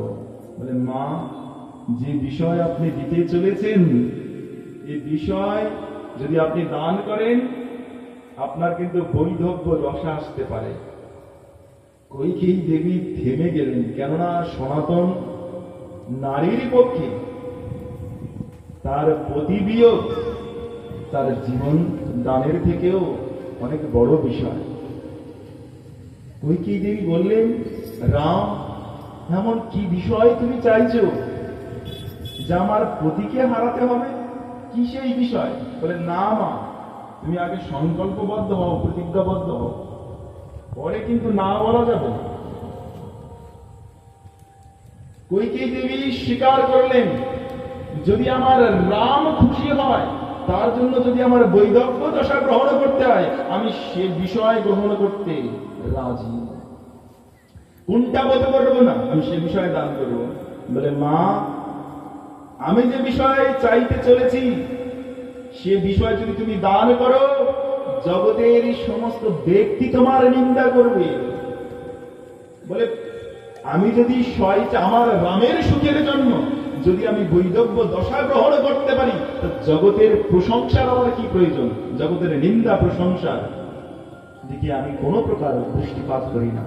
জগতের সকলে যদি নিন্দা করে করুক, তাতে যদি আমার রাম খুশি হয় তাতে আমি খুশি। বলে, মা, আমি তোমার কাছে এমন একটি বিষয় চাইতে চলেছি যে বিষয় তুমি দান করলে জগতের কোন মা তার কন্যাকে আর কখনো এই কৈকেয়ী নামকরণ করবে না। বলে, রাম, জগতের কেউ যদি তার কন্যাকে কৈকেয়ী নামকরণ না করে, না করুক, তাতে যদি আমার রাম খুশি হয় তাতে আমি খুশি। বলো রাম, তোমার কি চাই? ভগবান রামচন্দ্র তখন মায়ের হাত দুটি ধরে বললেন, মা, এমন একটি সময় আসবে যখন মহারাজ দশরথ আমাকে রাজ্যে অভিষিক্ত করবেন। সেই সময় মা, তুমি আমার জন্য 14 বছর বনবাস চেয়ে নেবে, আর সেই সময় এই অযোধ্যার আসনকে রক্ষা করার জন্য আমার পরে যোগ্য মাত্র যদি কেউ থেকে থাকে, সে ভরত আছে মা। তুমি ভরতের জন্য রাজ সিংহাসন চেয়ে নেবে, আর 14 বছরের জন্য বনবাস চেয়ে নেবে। মাতা কৈকেয়ী এতক্ষণ পর্যন্ত সমস্ত বিষয় শুনলেন, সমস্ত বিষয় গ্রহণ করলেন। যখন শুনলেন রাম 14 বছরের জন্য তাকে পরিত্যাগ করে বনে গমন করবেন, মা কৈকেয়ী সেই মুহূর্তেই মূর্ছা প্রাপ্ত হলেন, অচেতন হয়ে গেলেন। বারবার রামের চরণে পড়ে প্রার্থনা করছে, রাম তুমি আমার জীবন চেয়ে নিলে আমি খুশি খুশি, তোমার হাতে আমি আমার জীবন অর্পণ করতাম রাম, কিন্তু তুমি তো আমার জীবনের জীবনকেই চেয়ে নিলে। রাম ছাড়া এ কৈকেয়ী থাকবে কি করে?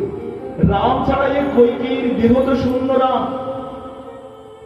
এই তুমি রাম, তোমার এই প্রতিশ্রুতি তুমি ফিরিয়ে নাও রাম।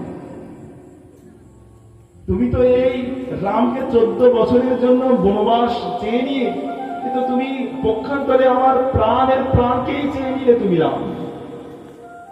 রাম তুমি এই প্রকার কোন করো না। মাতা কৈকেয়ী বারবার বলছেন আর বারবার মূর্ছিত যাচ্ছেন। বলে, মা আরো একটি কথা, আমি যে তোমার কাছে এবার চেয়ে নিয়েছি, খবরদার কখনো কারোর কাছে বিষয় প্রকাশ করবে না। যদি তুমি প্রকাশ করো তাহলে মহারাজের বিষয় দিতে সম্মতি হবে না। কেন? তুমি একমাত্র পারো। মহারাজ তোমার কাছে প্রতিজ্ঞাবদ্ধ। তুমি এক সময় মহারাজকে সেবা করেছিলে, তোমার সেবায় মহারাজ অত্যন্ত প্রসন্ন ছিল। সেই প্রসন্নই তিনি তোমাকে আশীর্বাদ প্রদান করেছিলেন, বর চেয়ে নিতে বলেছিলেন। সেই বর তো তুমি নাওনি। আজ মা আমার সুখের জন্য তুমি এ বর চেয়ে নাও। বলে, রাম যদি তোমার সুখ হয়, আমাকে অদর্শন দিয়ে, আমাকে অদর্শন জনিত দুঃখ যন্ত্রণা দিয়ে যদি তাতে তোমার সুখ হয় রাম, সে সুখের আবার সুখ। এই জগতে এমন কোন দুঃখ নেই যে দুঃখ আমার হৃদয়কে দুঃখ প্রদান করতে পারে রাম, কিন্তু এই জগতে একটাই দুঃখ আছে, যদি রামকে আমার বাহু বন্ধন থেকে, আমার হৃদয় অভ্যন্তর থেকে কেউ কেড়ে নেয়, সে দুঃখের মতো দুঃখ এই জগতে আর দ্বিতীয় নেই রাম। কিন্তু এই দুঃখ আমি সহ্য করতে রাজি, তাতে রাম তুমি খুশি? বলে, হ্যাঁ মা, বহু কাল ধরে অহল্যা আমার জন্য অপেক্ষা করে আছে পাষাণ শরীর। মা আমি যদি না যাই, অহল্যা তো উদ্ধার হবে না। মা বনের ভিতরে এত শত শত ভক্ত, তারা একমাত্র আমার অপেক্ষায় আছে। দুর্বৃত্ত রাবণ, সেই রাবণ সমস্ত ঋষিগণের উপরে অত্যাচার করছে, আমার ভক্তগণের উপরে অত্যাচার করছে। তাই মা এই কার্য সিদ্ধ করার জন্য তোমার বরই একমাত্র অবলম্বন, তাছাড়া অন্য কোনো বর নেই। অযোধ্যাবাসী, মহারাজ দশরথ, কৌশল্যা, কেউ এর কষ্ট তারা স্বীকার করতে পারবে না। কিন্তু মা কৈকেয়ী, আমি জানি তুমি রামকে কত স্নেহ করো, কত ভালোবাসো, কত প্রেম করো। যে যাকে যত বেশি প্রেম করতে পারে, সে তার জন্য তত কষ্ট স্বীকার করতে পারে, অন্য কেউ পারে না। তাই মা এই কার্য তুমি একমাত্র। মাতা কৈকেয়ী এই জন্য দশরথের কাছে ভগবানেরই সুখের জন্য এই বিষয় তিনি চেয়ে নিয়েছিলেন। আর ভগবান রামচন্দ্র বনে গমনকালে তিনি রাবণ আদি অসুরগণকে ধ্বংস করে তিনি ভক্তগণকে তার চরণে আশ্রয় দিয়েছিলেন। ভগবান রামচন্দ্রের লীলা অপার। আমাদের এই ক্ষুদ্র সময়ে সেই লীলার বিষয়বস্তু আমরা বর্ণনা করে পরিসমাপ্ত করতে পারবো না। সূর্য বংশের এখানেই প্রণাম করে আমরা চন্দ্র বংশে প্রবেশ করব, যে বংশে ভগবান কৃষ্ণচন্দ্র আবির্ভূত হয়েছিলেন। সহস্র শীর্ষা ভগবান পরম পুরুষ, তার নাভিকমল থেকে ব্রহ্মা আবির্ভূত হয়েছিলেন। সেই ব্রহ্মার চক্ষু থেকে অত্রিমণি আবির্ভূত হয়েছিলেন। ব্রহ্মার চক্ষু থেকে অত্রিমণি আবির্ভূত হয়েছিলেন। সেই অত্রিমণি আবির্ভূত হয়ে, হরে কৃষ্ণ, কেউ এদিকে সেদিকে দেখবেন না, ভগবান আবির্ভূত হবেন, সেই ভগবানের কথা যিনি শুনবেন, ভগবান একমাত্র তার হৃদয়গর্ভ আবির্ভূত হবেন। ভগবানকে দেখতে গেলে ভগবান দেখতে পাবেন, আগে ভগবানের কথা শুনুন, তবে ভগবানকে দেখতে পাবেন। তো এই জন্য অত্রিমণি তিনি ভগবত প্রেমে যখন তিনি অশ্রু বিসর্জন করছিলেন, আনন্দ অশ্রু বিসর্জন করছিলেন, সেই আনন্দ অশ্রু থেকে চন্দ্রের আবির্ভাব। চন্দ্রের পুত্র বুধ, বুধের পুত্র পুরবা, এই পুরবার 6 জন পুত্র ছিল, আয়ু, শ্রুতায়ু, শতায়ু, রয়, জয়, বিজয়। এই 6 জন পুত্র ছিল পুরবার। এই বিজয়ের বংশে এসেছিলেন মহারাজ গাধী। মহারাজ গাধীর একটি কন্যা ছিল, নাম ছিল সত্যবতী। তাকে ঋচক ঋষি গ্রহণ করেছিলেন। ঋচক ঋষি একসময় চরু প্রস্তুত করেছিলেন। কিসের জন্য? না, তার পত্নী যাতে সন্তান লাভ করতে পারে তার জন্য। এই মহারাজ গাধীর পত্নী ছিল সত্যবতী। তিনি সেই তার কন্যার কাছে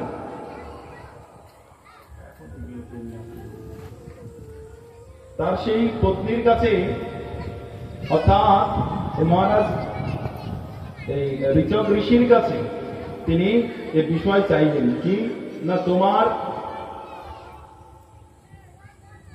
এখন এগুলো কি আমি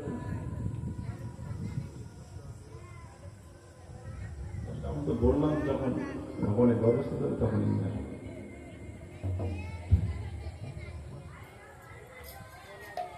বিষয়গুলো নষ্ট হয়ে যাবে।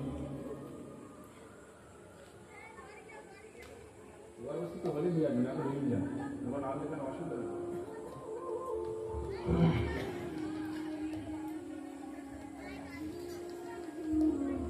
তো মহারাজ গাধী এসেছিলেন সেই বিজয়ের বংশী। মহারাজ গাধী, তার পত্নী ছিল সত্যবতী, তার একটি কন্যা ছিল। সেই কন্যাকে ঋচক ঋষি গ্রহণ করেছিলেন, এটা অনেক কাহিনী আছে। ঋচক ঋষি তার পত্নী যখন সন্তান কামনা বাসনা উৎপত্তি হলো, তখন তার জন্য একটি চরু প্রস্তুত করে দিয়েছিলেন, পায়েস।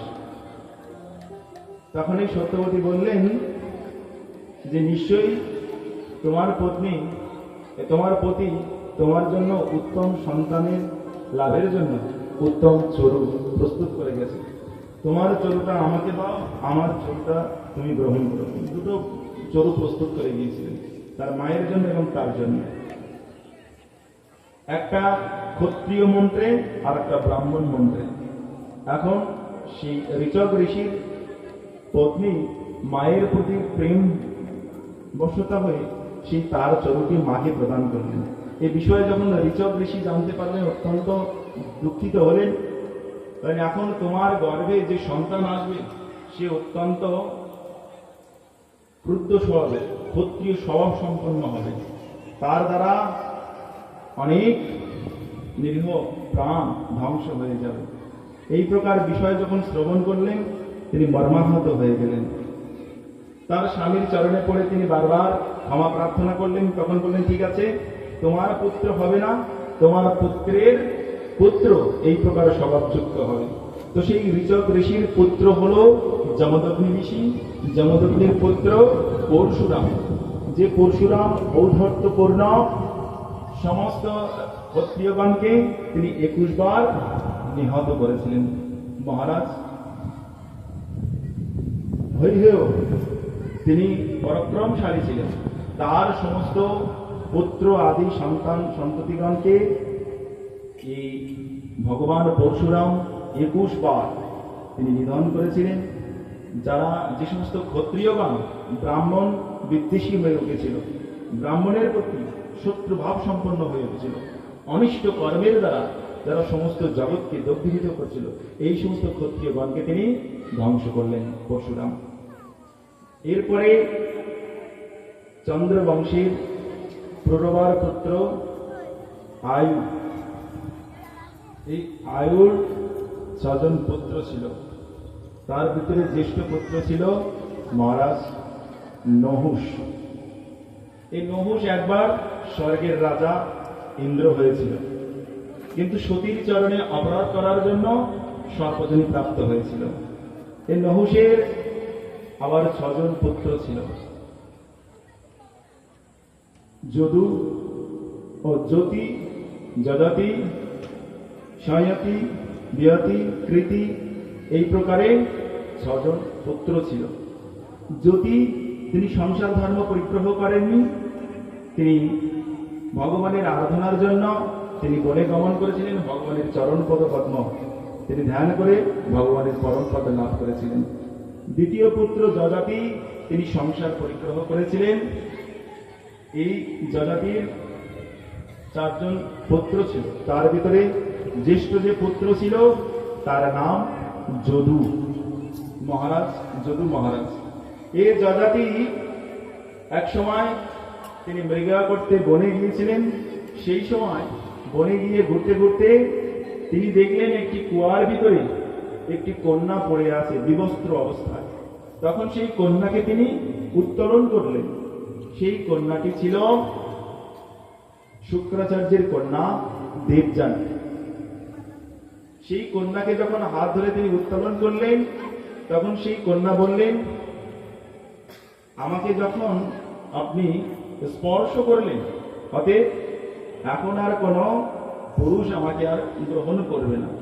এখন আপনি আমার পানি গ্রহণ করুন, আপনি আমাকে আপনার পত্নী রূপে গ্রহণ করুন।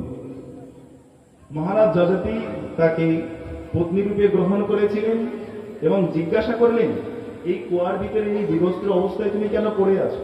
তখন তিনি সেই বিষয় বর্ণনা করলেন দেবযানী, যে বৃষ পর্বের কন্যা শর্মিষ্ঠা, সেই রাজকন্যা এবং আমি দেবযানী, আমরা একসাথে এই সরোবরে এসেছিলাম, আমরা জলকেলি করছিলাম। হঠাৎ গন্ধর্ব রাজগণ যখন আকাশমার্গে যাচ্ছিল, তাদের দেখে আমরা লজ্জাবশত তাড়াতাড়ি আমরা যখন বস্ত্র পরিধান করছিলাম, তখন ভুল করে আমার বস্ত্র শর্মিষ্ঠা তিনি গ্রহণ করেন, আর শর্মিষ্ঠার বস্ত্র আমি গ্রহণ করি। এর জন্য আমি ক্রোধান্বিত হয়ে শর্মিষ্ঠাকে অনেক বাক্য বলেছিলাম। শর্মিষ্ঠাও আমাকে অনেক নিন্দনীয় বাক্য বলেছিল এবং সেই শর্মিষ্ঠা অত্যন্ত ক্রোধান্বিত হয়ে আমাকে এই কুয়ার ভিতরে ফেলে দিয়ে তিনি গৃহে গমন করেন। এই সমস্ত বিষয় যজাতি মহারাজকে বলে শুক্রাচার্যের কাছে যখন গিয়ে সমস্ত বৃত্তান্ত খুলে বললেন, শুক্রাচার্য সমস্ত বিষয় শুনে তিনি অত্যন্ত দুঃখিত হলেন। শর্মিষ্ঠা বলেছিলেন যে আমাদের গৃহে অন্যতে তোমরা পালিত হও, আর আমাদের উপরেই তোমরা এই সমস্ত বড় বড় কথা বলো। আমাদের গৃহের কুকুরগণ কে যেমন আমরা কোনো বস্তু উচ্ছিষ্ট বিষয় ফেলে দিলে তারা গ্রহণ করে, সেই প্রকার আমাদের অন্যের দ্বারা তোমরা পালিত হচ্ছ, আর আমাদের উপরে এইভাবে তো তুমি রাগ দ্বেষ করছো। এই সমস্ত কথা যখন বলেছিলেন, শুক্রাচার্য শুনে অত্যন্ত দুঃখিত হয়ে তিনি এই পৌরোহিত্য কর্মকে তিনি সমচীন না মনে করে তিনি সেই রাজ্য ছেড়ে, অর্থাৎ সেই বৃষপর্ব রাজ্য ছেড়ে চলে যাচ্ছিলেন। রাজা বৃষপর্ব যখন জানতে পারলেন, তখন শুক্রাচার্যের চরণে শরণাগত হয়ে বললেন যে গুরুদেব, আপনি আমাকে ছেড়ে যাবেন না, তাহলে দেবতাগণ আমাদের সমস্ত রাজ্যই ধ্বংস করে দেবে। অতএব আপনি আমার উপরে সন্তুষ্ট হন, আমার এই কন্যার দুষ্কর্মের প্রায়শ্চিত্ত করার জন্য একটি সুযোগ প্রদান করুন। তখন দেবযানী বললেন, একটা কর্মের দ্বারাই তোমার এই কন্যার দুষ্কর্ম সংশোধন হতে পারে, আমার দাসী রূপে তোমার এই কন্যাকে যেতে হবে। সেই কাজেতেই সম্মতি প্রদান করলেন মহারাজ বৃষপর্ব এবং শর্মিষ্ঠা দেবযানীর দাসী রূপে যজাতির গৃহেতে গমন করলেন। একদিন কামমোহিতা হয়ে যখন এই শর্মিষ্ঠা যখন যজাতির চরণে প্রেম নিবেদন করলেন, যজাতি তখন শর্মিষ্ঠার সেই প্রেমকে রক্ষা করেছিলেন, কিন্তু প্রতিশ্রুতি দিয়েছিলেন যযাতি যে আমি কখনো দেবযানী ছাড়া আর অন্য কোনো স্ত্রীর দিকে আমি আর দর্শন করব না। কিন্তু সেই প্রতিজ্ঞা যখন ভঙ্গ হলো, দেবযানী তখন তার পিতার কাছে গিয়ে এই সমস্ত বৃত্তান্ত খুলে বললেন। যযাতির এখানো ব্যবহারকে যখন শুনলেন, শুক্রাচার্য অভিসম্পাত করলেন, আরে দুষ্ট কামবহিতা হয়ে তুই তোর স্বপত্নীকে ত্যাগ করে উপপত্নীকে গ্রহণ করবি, যা তুই জরাগ্রস্ত হয়ে যা। তখন যযাতি যখন শুনলেন এই প্রকার অভিশাপ, তখন শুক্রাচার্যের চরণে ক্ষমা প্রার্থনা করলেন, বললেন যে প্রভু, আপনি যে এই অভিসম্পাত আমাকে করলেন, এই অভিসম্পাতে শুধুমাত্র আমি একাই দুঃখ পাবো না, এ আপনার কন্যাও তো দুঃখ পাবে। অতএব এর সমাধানের রাস্তা বলে দিন। বললেন যে যদি তোমার এই জরা কোনো ব্যক্তি গ্রহণ করে আর তার যৌবন যদি তোমাকে প্রদান করে, তাহলে তুমি আবার নবযৌবন সম্পন্ন হতে পারবে। তখন যযাতি তার পুত্রদের কাছে আসলেন। জ্যেষ্ঠ পুত্র যদুর কাছে তিনি এই বিষয় নিবেদন করেছিলেন যে পুত্র, আমি এখনো পর্যন্ত অতৃপ্ত কামনা বাসনায়, তাই যদি তুমি তোমার যৌবন প্রদান করো তাহলে আমি সেই কামনা বাসনা চরিতার্থ করতে পারি। যদু তাদের সম্মতি হলেন না। পরপর তার যে পুত্রগণ ছিল কেউ তাতে সম্মতি প্রদান করলেন না। তার কনিষ্ঠ পুত্র পুরু এ বিষয়ে সম্বোধন করলেন যে পিতা, এই যে দেহ আপনি দিয়েছেন এ দেহ আপনারই প্রাপ্য। আর পুত্র যদি তার সেই পিতার সুখের জন্য যদি কোনো বিষয় যদি দানে, যদি তার পিতা সুখী হয়, যদি সেই নিজের জীবনকে উৎসর্গ করে যদি তার পিতা সুখী হয়, তাহলে সৎ পুত্রের কর্তব্য সেই কার্য করা। পুরু তার পিতার সেই জরাগ্রস্ত অবস্থাকে গ্রহণ করলেন এবং তার যৌবনকে প্রদান করলেন। বহুকাল যযাতি এই কামনা বাসনা এই উপভোগ করার পরে তার ভিতরে খেদ জাগ্রত হলো, হায় হায়, আমার জীবন এইভাবেই নষ্ট হয়ে গেল। তাহলে এইভাবেই যদি কামনা বাসনার ভিতর দিয়ে আমি যদি আমার এই দেহ ত্যাগ করি, তাহলে আমার তো অধগতি প্রাপ্ত হবে। এখনো পর্যন্ত আমি ভগবানের আরাধনা করলাম না। সেই জন্য তিনি তার পত্নী দেবযানীকে একটা ছাগের উদাহরণ দ্বারা তিনি তার সমস্ত বৃত্তান্ত তিনি খুলে বললেন এবং তাকে বুঝালেন সংসারের অসারতা সম্বন্ধে। তার পুত্রদের হাতে রাজ্যভাগ প্রদান করে এবং নিজের রাজ্য পুরুর হাতে অর্পণ করে তিনি চলে গেলেন বনে ভগবানের আরাধনা করতে। ভগবানের আরাধনা করে তিনি ভগবানের পরম পদ লাভ করলেন। পুরুর বংশে রাজা দুষ্মন্ত, মহারাজ ভরত, রন্তিদেব এই সমস্ত মহান ভগবত ভক্তগণের আবির্ভাব হয়েছিল। এই যে যযাতির জ্যেষ্ঠ পুত্র যদু, এই যদুর বংশেই ভগবান আবির্ভূত হলেন।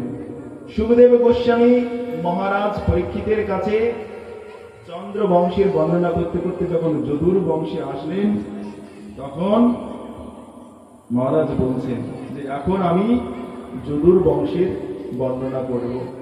এই যদুর বংশের বর্ণনা যিনি শ্রবণ করবেন তিনি সমস্ত পাপ থেকেই মুক্ত হয়ে যাবেন। বর্ণয়ামি মহাপুণ্যম সর্ব পাপহরম নৃণম যদুর্বংশম নরো শ্রুত্বা সর্ব পাপৈঃ প্রমুচ্যতে। বর্ণয়ামি মহাপুণ্যম সর্ব পাপ হরম নৃণম। এখন আমি যে বংশের কথা বর্ণন করতে চলেছি সেটি হচ্ছে যদু বংশের কথা। এই যদু বংশের কথা যিনি শ্রবণ করবেন তার সমস্ত পাপ দূরীভূত হয়ে যাবে। এই যদুর বংশে ভগবান কৃষ্ণচন্দ্র বসুদেব এবং দেবকীর যোগে কংসের কারাগারে অবতীর্ণ হয়েছিলেন। কংসের কারাগারে অবতীর্ণ হয়ে তিনি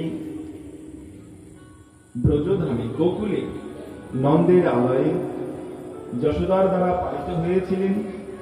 গোপীদেরকে আনন্দ বর্ধন করেছিলেন এবং পরে আবার অক্রের দ্বারা তিনি মথুরায় গিয়ে মহারাজ কংসকে ধ্বংস করে তিনি সেই মথুরায় সুরসেনকে তিনি রাজাসনে অভিষিক্ত করেছিলেন এবং দ্বারকায় 16,108 মহিষীকে গ্রহণ করে বিশাল যদুকুল তিনি বিস্তার করেছিলেন এবং সমস্ত যদুকুলকেই তিনি আবার সমস্ত পৃথিবীর দুষ্ট রাজন্যবর্গকে ধ্বংস করে ধর্মকে প্রতিষ্ঠিত করে পৃথিবীকে শান্তি এবং মঙ্গলময় করে ভগবান সমস্ত যদুকুলকে সংহার করে তিনি স্বধামে চলে গেলেন।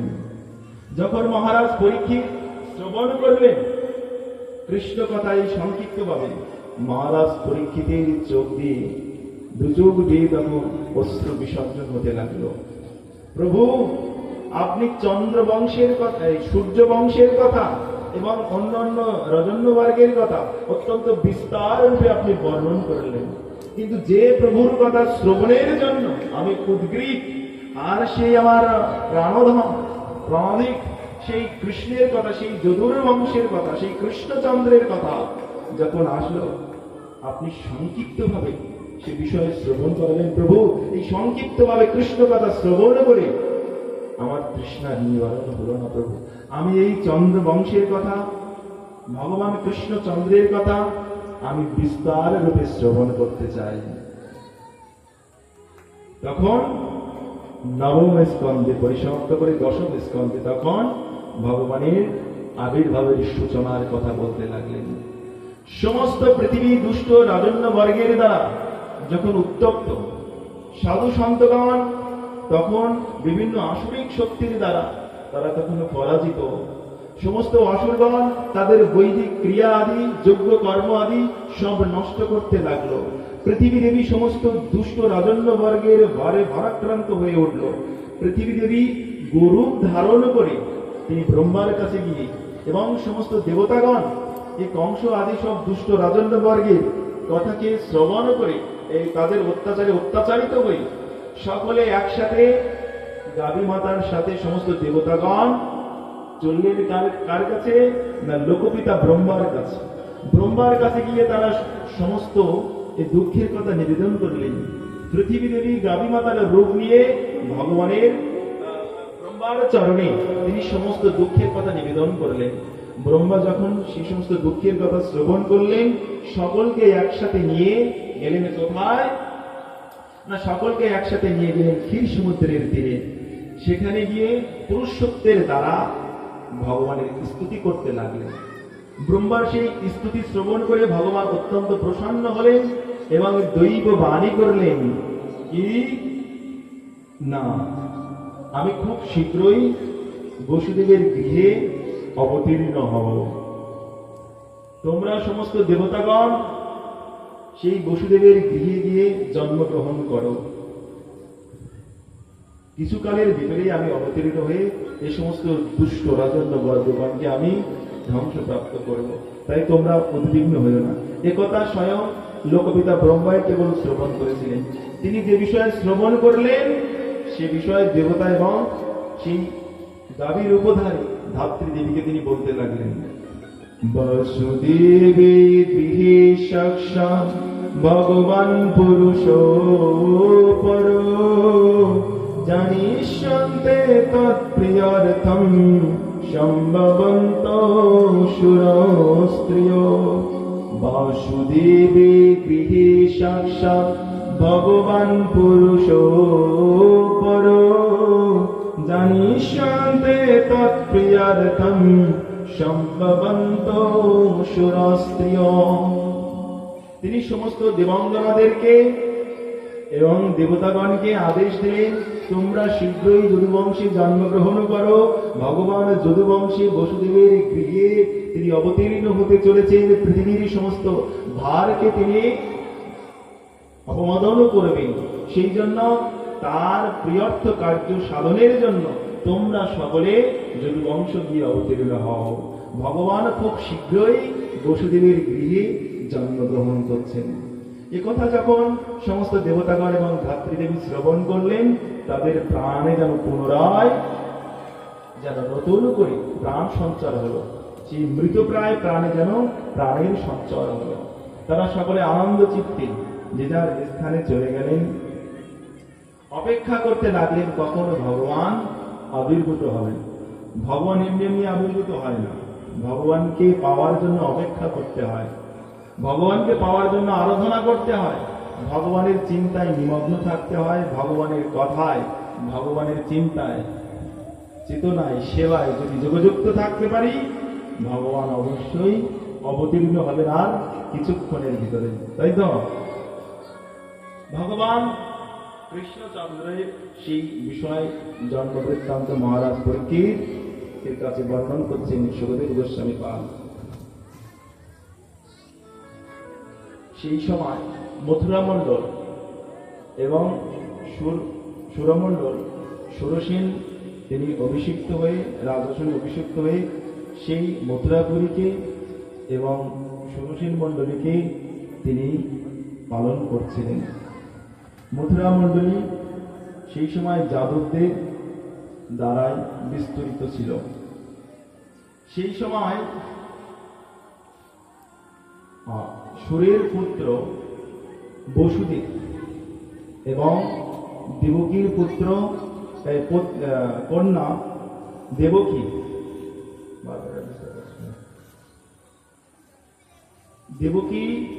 সেই দেবক রাজার কন্যা দেবকী, সেই দেবকী তখন কিছু হলো না, বিবাহ বন্ধনে আবদ্ধ হলো।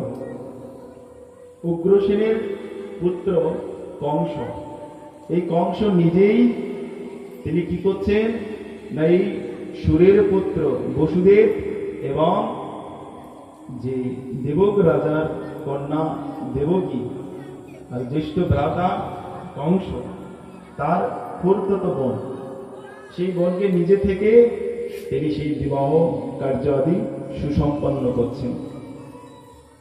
নিজে দাঁড়িয়ে সেই দেবকী এবং বসুদেবের বিবাহ সুসম্পন্ন করলেন এবং বোনের প্রতি প্রীতির বশবর্তী হয়ে কি করলেন না, 400 স্বর্ণমণ্ডিত হস্তি যৌতুক রূপে দান করলেন, 50,000 অশ্ব দান করলেন, রথযুক্ত অশ্ব দান করলেন, 50,000 রথ দান করলেন, অশ্ব দান করলেন, 1800 রথ দান করলেন এবং 200 দাসী যৌতুক রূপে বসুদেবকে দান করেছিলেন তার বোনের প্রসন্নতা অর্জন করানোর জন্য।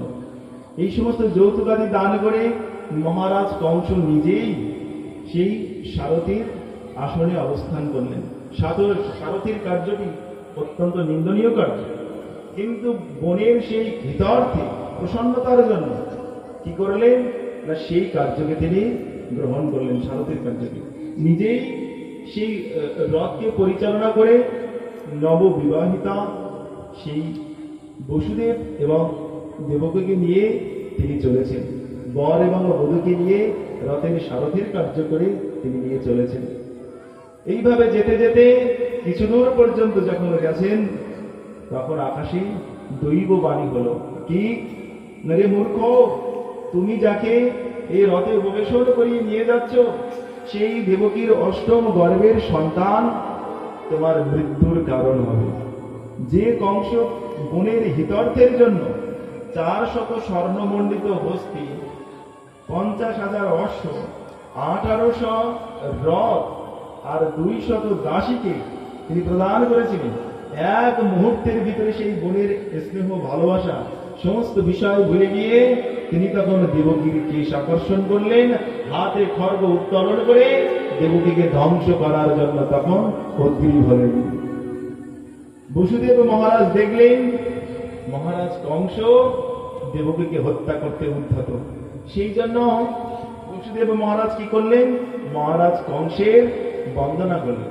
কারণ বলে অসুরদেরকে তাড়াতাড়ি সন্তুষ্ট করা যায় যদি তাদের প্রশংসা করা যায়। প্রসন্ন, যদি সেই প্রশংসার দ্বারা প্রসন্ন হয়ে যায় মহারাজ কংস, তাহলে হয়তো আর দেবকীকে তিনি হত্যা করবেন না। তিনি বলতে লাগলেন, হে মহারাজ কংস, আপনার মতো এমন বীরের দ্বারা এমন নিন্দনীয় কার্য কখনো শোভা পায় না। আর বীরগণ কখনো এই প্রকারে বালককে এবং অবলাকে কখনো হত্যা করে না। আর এই অবলাকে হত্যা করলে আপনার মতো বীরের অমর্যাদা হবে, অবজাস হবে, সকলে আপনার নিন্দা করবে যে মহারাজ কংসের মতো এত বড় একজন বীর, তিনি সামান্য একজন অবলাকে হত্যা করেছে, একটা নারীকে হত্যা করেছে। আরে দেবকী তোমার বোন, সেই জন্য তোমার তো এই জগতে অপযশ হবেই হবে, আর মৃত্যুর পরে তোমার নরক যন্ত্রণা ভোগ করতে হবে অবধারে। তাই মহারাজ কংস, আপনার মতো শ্রেষ্ঠ ব্যক্তির এহেন কার্য করা কখনোই উচিত নয়। মহারাজ কংস যখন কোনো প্রকার শব্দ, কোনো প্রকার প্রশংসায় প্রভাবান্বিত হলেন না, তখন তিনি আত্মতত্ত্ব বিষয়বস্তু কীর্তন করতে লাগলেন। কে? বসুদেব। আদ্যবদ্ধ শতন্তে বা মৃত্যুর বৈ প্রাণিনম ধ্রুব, জন্ম মৃত্যু বতম রাজন দেহিনু সহজায়তে, আদ্যবদ্ধ শতন্তে বা মৃত্যুর বৈ প্রাণিনম ধ্রুব। বলছেন মৃত্যু জন্ম বতম রাজন দেহনু সহজায়তে। হে রাজন, যে মৃত্যুর ভয়ে ভীত হয়ে আপনি আপনার বোনকে হত্যা করতে চলেছেন, এই দেহটা যখন জন্মগ্রহণ করেছেন, সেই মুহূর্তে এই দেহের সাথে মৃত্যুটাও জন্মগ্রহণ করেছে। এখানে যখন জন্মগ্রহণ করেছেন, মরতে আপনাকে অবশ্যই হবে। এজন্য বলছেন মৃত্যু জন্ম বতন রাজন দেহেনও সবজায়, আব্দবাব্দ শতন্তে বা মৃত্যুর বই প্রাণী নাম ধ্রুব। আজ হোক কিংবা 100 বৎসর পরে হোক, মরতে আপনাকে হবেই। যে মৃত্যু এই জীবনে অনিবার্য, সেই মৃত্যুর জন্য আপনি এখন নিন্দনীয় কার্য করবেন। এই জগতের লোক আপনাকে নিন্দা করবে, মৃত্যুর পরে আপনার নরক যন্ত্রণা ভোগ করবে। অতএব এহেন কার্য আপনার জন্য উপযুক্ত নয়। কোন প্রকার বাক্যের দ্বারা মহারাজ কংস কোন প্রকার প্রবোধ মানল না। তখন বসুদেব প্রতিজ্ঞা করলেন, আচ্ছা ঠিক আছে, এই দেবকীর অষ্টম গর্ভের সন্তানই আপনার মৃত্যুর কারণ তো, তা দেবকীর সমস্ত সন্তানকে আমি আপনার হাতে অর্পণ করব। দেবকীর হাতে তো আপনার, দেবকীর থেকে তো কোনো প্রকার বিপদ নেই, মৃত্যুর কোনো আশঙ্কা তো আপনার নেই। দেবকীর সন্তান থেকে, দেবকীর সন্তানকে জন্মগ্রহণ করা মাত্রই আমি আপনার হাতে অর্পণ করব। মহারাজ বসুদেব ভাবলেন, অন্তত এখন তো স্ত্রীকে রক্ষা করি, আমার সহধর্মী, আমি তার সমস্ত ভার গ্রহণ করেছি, এখন তো আমি বাক্যের দ্বারা তাকে আমি রক্ষা করি। তারপর দৈববাণী যখন আসবে, সময় আসবে, এমনও তো হতে পারে আমার পুত্রের দ্বারাই কংস হত হবে। তাহলে এখন আমি, আমার কর্তব্য বর্তমান সময়ে এখন আমার স্ত্রীকে রক্ষা করা, আমার সহধর্মিনীকে রক্ষা করা। সেই জন্য সেই প্রকার প্রতিশ্রুতি তিনি দিলেন মহারাজ কংসকে। মহারাজ কংস জানেন বসুদেব সত্য প্রতিজ্ঞ, তিনি কখনো মিথ্যা বলেন না। সেই জন্য তিনি বসুদেবের কথাকে বিশ্বাস করলেন এবং দেবকীকে তিনি পরিত্যাগ করলেন। এইভাবে মহারাজ কংস দেবকীকে ছেড়ে তিনি চলে আসলেন তার মহলে। তার মহলে চলে এসেও তিনি আর শান্তি পাচ্ছেন না। ওই যে দৈববাণী শ্রবণ করেছেন, দেবকীর অষ্টম গর্ভের সন্তান তার মৃত্যুর কারণ হবে, বলে যেদিন শ্রবণ করেছিলেন সেই দিন থেকেই মহারাজ কংস কৃষ্ণ চিন্তায় যোগযুক্ত হলেন। এই বুঝি কৃষ্ণ আসলো, এই বুঝি দেবকীর অষ্টম গর্ভে সেই ভগবান এসে আমাকে হত্যা করবে। এইভাবে ভগবানের চিন্তায় চেতনায় রত হয়ে থাকলেন মহারাজ কংস। এর ভিতরে যখন দেবকীর প্রথম সন্তান জন্মগ্রহণ করল কীর্তিমান, বসুদেব সেই সত্য প্রতিজ্ঞাকে রাখার জন্য সেই তার প্রথম সন্তান কীর্তিমানকে তখন দেবকীর মহারাজ কংসের হাতে তুলে দিলেন। মহারাজ কংস বললেন, দেখো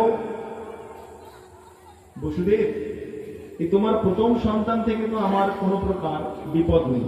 দৈববাণী বলেছিল যে অষ্টম গর্ভের সন্তান, তোমার অষ্টম পুত্রই আমার মৃত্যুর কারণ হবে। এই দৈববাণী তো বলেনি যে তোমার প্রথম সন্তান আমার মৃত্যুর কারণ হবে। অতএব এই সন্তানকে, এই নিষ্পাপ শিশুকে খামাখা আমি আর হত্যা করবো না, একে তুমি নিয়ে যাও, অষ্টম গর্ভের সন্তান তুমি আমাকে প্রদান করো। বসুদেব মহারাজ শান্তি পেলেন, কিন্তু মনে মনে ভয় তার জাগ্রত হলো। কি না, এ মহারাজ কংস এ তো অসুর, অসুরের বুদ্ধির কোনো ঠিক নেই, এখনো ভালো তো এখনই মন্দ, এই ভালো এই মন্দ, কখনো ভালো কখনো মন্দ, এ কখন যে আবার কি মোদী উদয় হবে তার ঠিক নেই। এই প্রকার ভীত সন্ত্রস্ত হয়ে তিনি তখন আসলেন। এর ভিতরে দেবর্ষি নারদ সেখানে আসলেন যে মহারাজ কংস যদি এই প্রকারে দেবকীর সন্তানের প্রতি যদি দয়া প্রদর্শন করে, তাহলে মহারাজ কংসের ধ্বংস তো তাড়াতাড়ি হবে না, এই দেবকীর উপরে এবং বসুদেবের উপরে এবং দেবকীর সন্তানের উপরে যতটা পরিমাণ যন্ত্রণা দেবে, কষ্ট দেবে ভগবান ভক্তের উপরে, ততটা তার পাপ পরিপূর্ণ হবে। আর তার পাপ যতটা পরিমাণ পরিপূর্ণ হবে, তত তাড়াতাড়ি ভগবান আবির্ভূত হবেন। আবির্ভূত হয়ে কি না, আবির্ভূত হয়ে এই মহারাজ কংসের ধ্বংসপ্রাপ্ত হবে। সেই জন্য তার এহেন কার্য দেবর্ষি নারদের মনোভূত হলো না। দেবর্ষি নারদ এসে বললেন, শুনুন, এই দেবগণের কার্য মহারাজ কংস আপনি কিছু বুঝতে পারেন। এই সমস্ত যদুকুলে যে সমস্ত রাজন্যবর্গ আছে, এরা কারা জানেন? এরা সব দেবতাগণ, এরা ছদ্মবেশ ধারণ করে এই যদুকুলে এসে জন্মগ্রহণ করেছে। ওই বিষ্ণু এর কার্য আপনি কিছুই বুঝতে পারবেন না।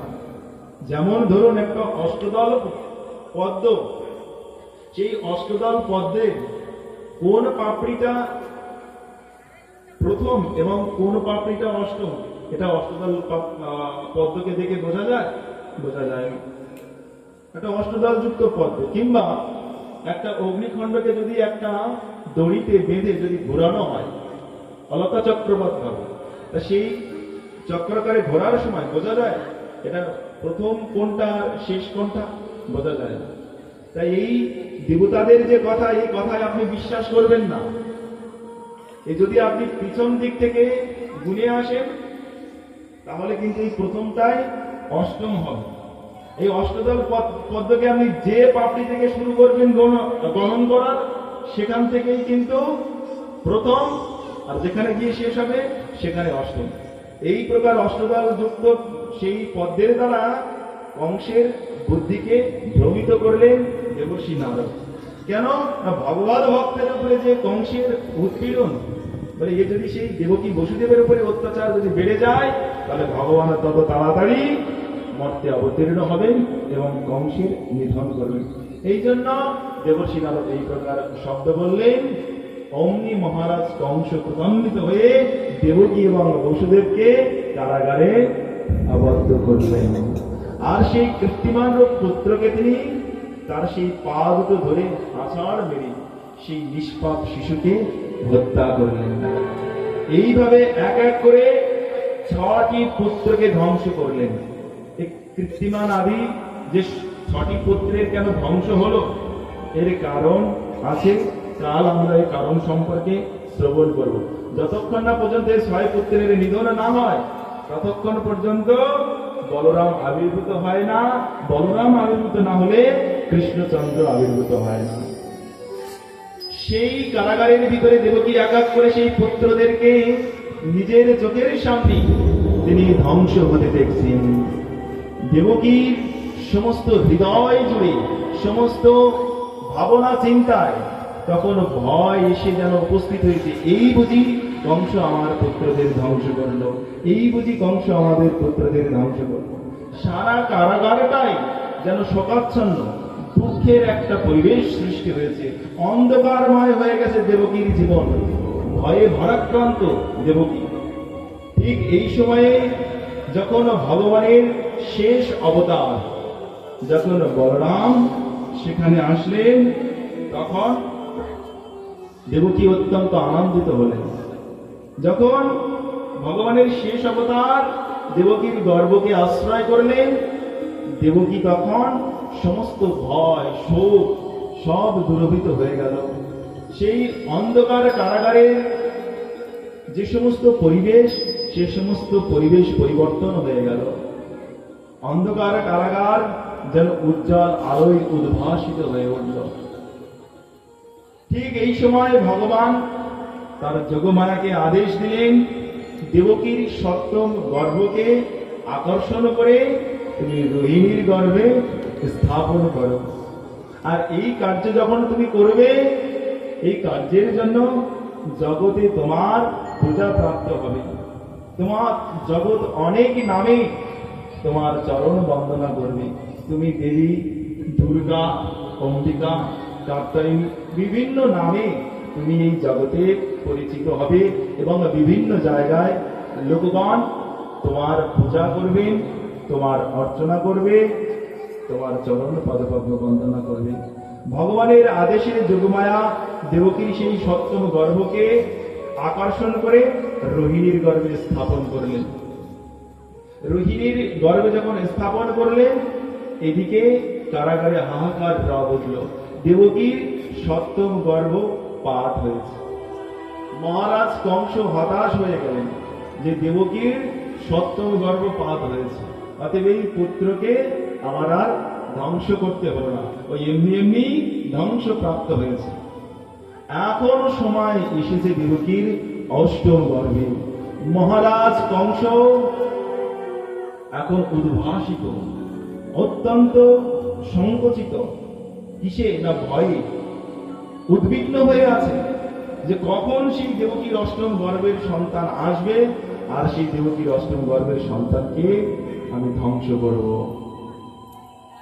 যখন ভগবান দেবকীর সেই গর্ভকে আশ্রয় করলেন, দেবকীর দেহ থেকে এমন উজ্জ্বল জ্যোতি বের হতে লাগলো, কারাগারের সমস্ত অন্ধকার দূরীভূত হলো এবং দেবকীর দিকে আর কেউ যেন দৃষ্টিপাত করতে পারছে না।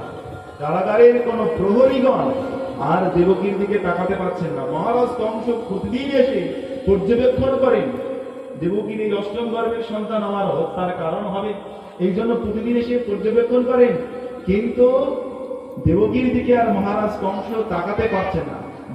যে দেবকী এতদিন ভীতু সন্ত্রস্ত ছিল, আজ সেই দেবকীকে দর্শন করে যেন মহারাজ কংস ভীতু সন্ত্রস্ত হয়ে যাচ্ছেন।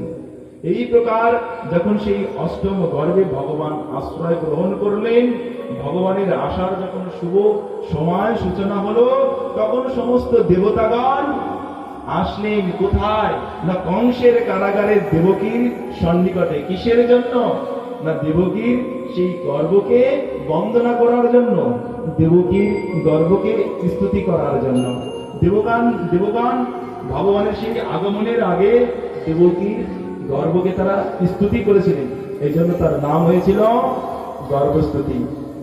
আসুন আমরা সকলে মিলে গর্ভস্তুতি করে নিই। গর্ভস্তুতি করার পরেই তবেই আমরা ভগবানের দর্শন লাভ করতে পারবো। যেমন দেবতাগণ করেছিলেন, ঠিক ওইভাবে আমরাও দেবকীর গর্ভস্তুতি করব, ভগবানের চরণ বন্দনা করব। সুস্বাগতম কৃষ্ণ শরণাগতম পাহি, স্বাগতম কৃষ্ণ শরণাগতম পাহি। সুস্বাগতম শরণাগতম পাহি। সুস্বাগতম শরণাগতম পাহি। স্বাগতম কৃষ্ণ শরণাগতম পাহি। সুস্বাগতম কৃষ্ণ শরণাগতম পাহি। সুস্বাগতম সুস্বাগতম শরণাগতম পাহি। সুস্বাগতম সুস্বাগতম শরণাগতম পাহি।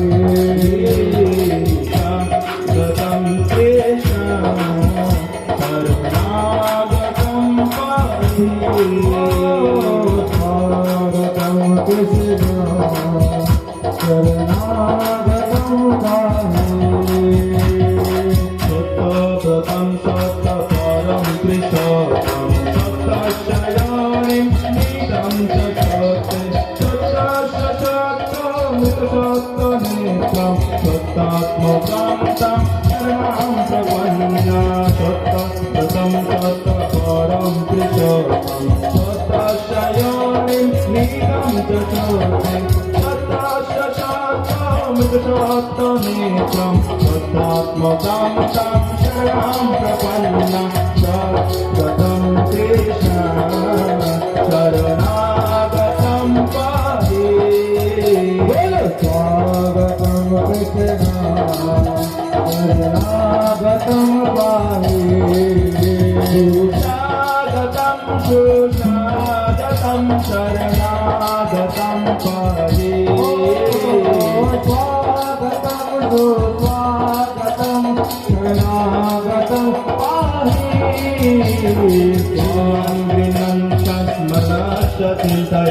नामानि रूपाणि च मङ्गलानि ते श्रीमन्दिरं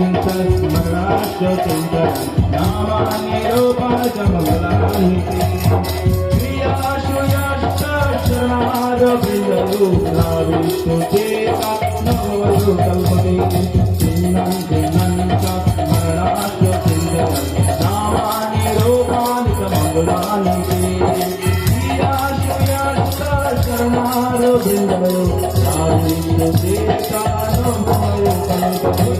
स्वागतं कृष्ण शरणागतं कृष्ण स्वागतं कृष्ण शरणागतं कृष्ण सुस्वागतं शरणागतं पाहि सुस्वागतं शरणागतं पाहि हरे कृष्ण कृष्ण कृष्ण हरे हरे हरे राम राम राम हरे हरे कृष्ण कृष्ण कृष्ण हरे हरे हरे राम राम राम हरे हरे हरे कृष्ण कृष्ण हरे हरे हरे राम राम राम हरे हरे कृष्ण कृष्ण हरे हरे हरे राम राम राम हरे हरे हरे कृष्ण कृष्ण कृष्ण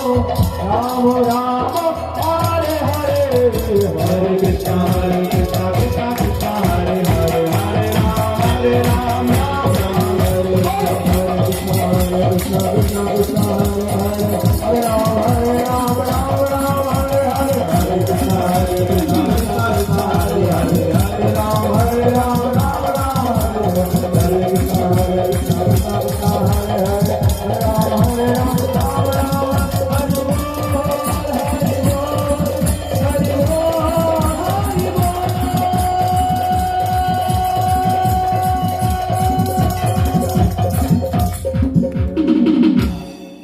দেবতাগণ কংসের কারাগারে এসে আবির্ভূত হলেন দেবকীর গর্ভ স্তুতির জন্য।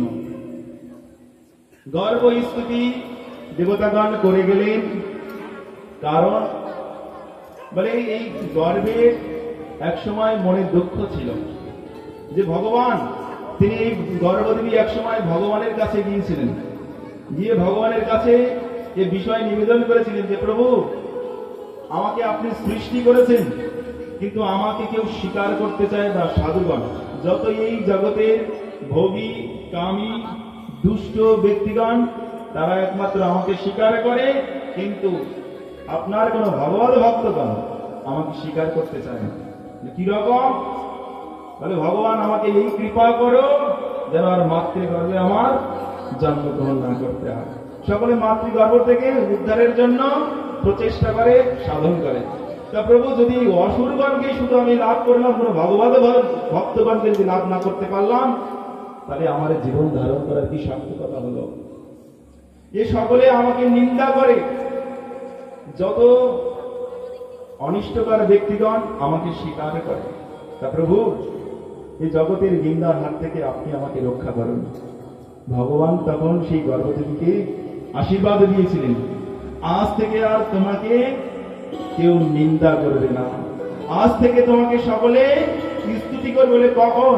বলে, তোমাকে যখন কোনো ভগবত ভক্তগণ আশ্রয় করবে, যখন আমি তোমাকে আশ্রয় করব, বলে সেই মাতৃগর্ভকে আর কেউ নিন্দা করবে না, সকলেই তখন সেই গর্ভকে স্তুতি করবে। আর সেই দেবকী দেবীর ভক্তিরূপ গর্ভে স্বয়ং ভগবান এসে যখন অবতীর্ণ হলেন, তখন সমস্ত দেবতাগণ এসে দেবকীর গর্ভকে স্তুতি করলেন। এরপরে সেই শুভক্ষণ এসে উপস্থিত হলো। সমস্ত আকাশ যখন মেঘের দ্বারা পরিব্রাপ্ত, চারিদিকে যখন সমস্ত ভগবানের ভক্তগণ অসুরদের জ্বালায় যখন উদ্বিগ্ন, অত্যাচারে তাদের যে সমস্ত যজ্ঞের হোমাগ্নি, সে হোমাগ্নিও পর্যন্ত নিভে গেছে, চারিদিকে সমস্ত পরিবেশ এক উশৃঙ্খলময় পরিবেশ। যখন ভগবান অবতীর্ণ হতে চলেছেন, যখন সেই অষ্টমী তিথি রোহিণী নক্ষত্র, যখন রোহিণী যখন সেই রোহিণী নক্ষত্র এসে উপস্থিত হয়েছে, তখন ভগবান সেই দেবকী এবং বসুদেবের যোগে দেবকীর গর্ভ থেকে কংসের কারাগারে তখন ভগবান যখন অবতীর্ণ হতে যাচ্ছেন, তখন সমস্ত জগৎ কেউ জয় দেবেন না। এখন কেউ জয় দেবেন না, হরে কৃষ্ণ, এখন কেউ জয় দেবেন না, চুপচাপ শুনবেন। ভগবানের এখন আবির্ভাব হয়নি। সমস্ত পরিবেশ তখন কি করলেন না, ভগবান জন্মগ্রহণ করবেন, সেই জন্য ভগবানকে সংবর্ধনা দেওয়ার জন্য তখন সকলে উদ্গ্রীব হয়ে থাকলেন। সমস্ত পরিবেশ তখন নতুন রূপে নিজেদেরকে সজ্জিত করে নিলেন। প্রকৃতি, মানব প্রকৃতি যে সমস্ত বৈশাখ জ্যৈষ্ঠ এই সমস্ত মাসে রৌদ্রের তাপে যে সমস্ত বৃক্ষগণ প্রকৃতি শুষ্ক রুক্ষ হয়ে গেছে, আজ মানব প্রকৃতি নিজেদেরকে এক নবীন যৌবন সম্পন্ন রূপে নিজেদেরকে প্রস্তুত করে তুললেন এবং সমস্ত জায়গায় কি করলেন না, মেঘগণ ভগবানের সেবার জন্য প্রস্তুত হতে থাকলেন। গুরু গুরু শব্দের দ্বারা যেন সেই আনন্দের ধ্বনি বা ছন্দ যেন মেঘগণ আবির্ভূত করছেন। বৃষ্টি যেন উন্মুখ হয়ে আছে, কখন ভগবান আবির্ভূত হবেন, আর আবির্ভূত হলেই সেই বৃষ্টি ভগবানকে অভিষেক করানোর জন্য উদ্গ্রীব হয়ে আছে। সমস্ত ভূমিতেই, সমস্ত পৃথিবী মণ্ডলেই তখন এক অপরূপ সৌন্দর্যে উদ্ভাসিত হয়েছে, নিজেদেরকে আলাদাভাবে শৃঙ্গার করেছেন। পক্ষীগণ সেই ভগবানের আগমন হেতু তারা সুন্দর রবেতে তারা যেন সেই ভগবানের স্তুতি গুণবাদ কীর্তন করছেন। যে সমস্ত নদীর জলগণ বর্ষার জলেতে কাদাযুক্ত হয়েছিল, মলিন হয়ে গিয়েছিল, সে সমস্ত জল স্বচ্ছ ভূমিকা ধারণ করল, স্বচ্ছ হয়ে গেল। সমুদ্র তার সেই ঢেউয়ের দ্বারা যেন সমস্ত পৃথিবীকে পরিষ্কার করিয়ে দেওয়ার জন্য বারবার প্রয়াস করছেন, আর আনন্দে যেন সেই ঢেউ তরঙ্গ ধরে উত্থিত করে যেন বারবার নৃত্য করতে চাইছেন।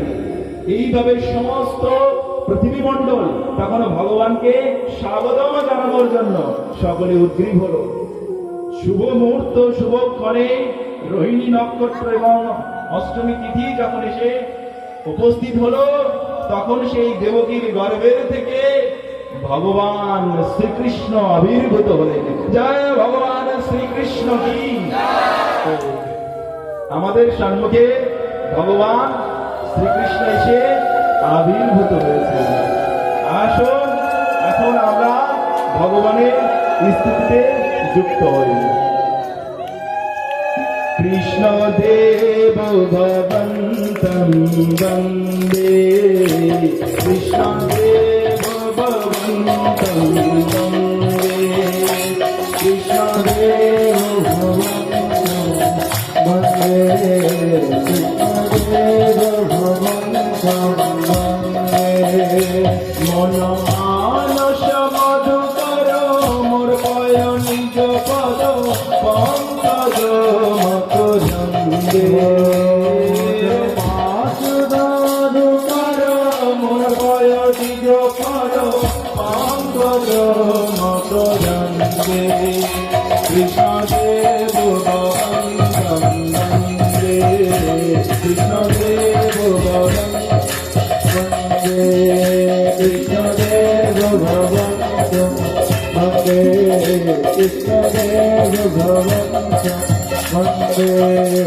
মানস মধুকর মোর পয়নিক পদ পঙ্কজ মকরন্দে মানস মধুকর মোর পয়নিক পদ পঙ্কজ মকরন্দে সত্যপি সমাধি সুবিধিরপি পশ্যতি সত্যপি সমাধি সুবিধিরপি পশ্যতি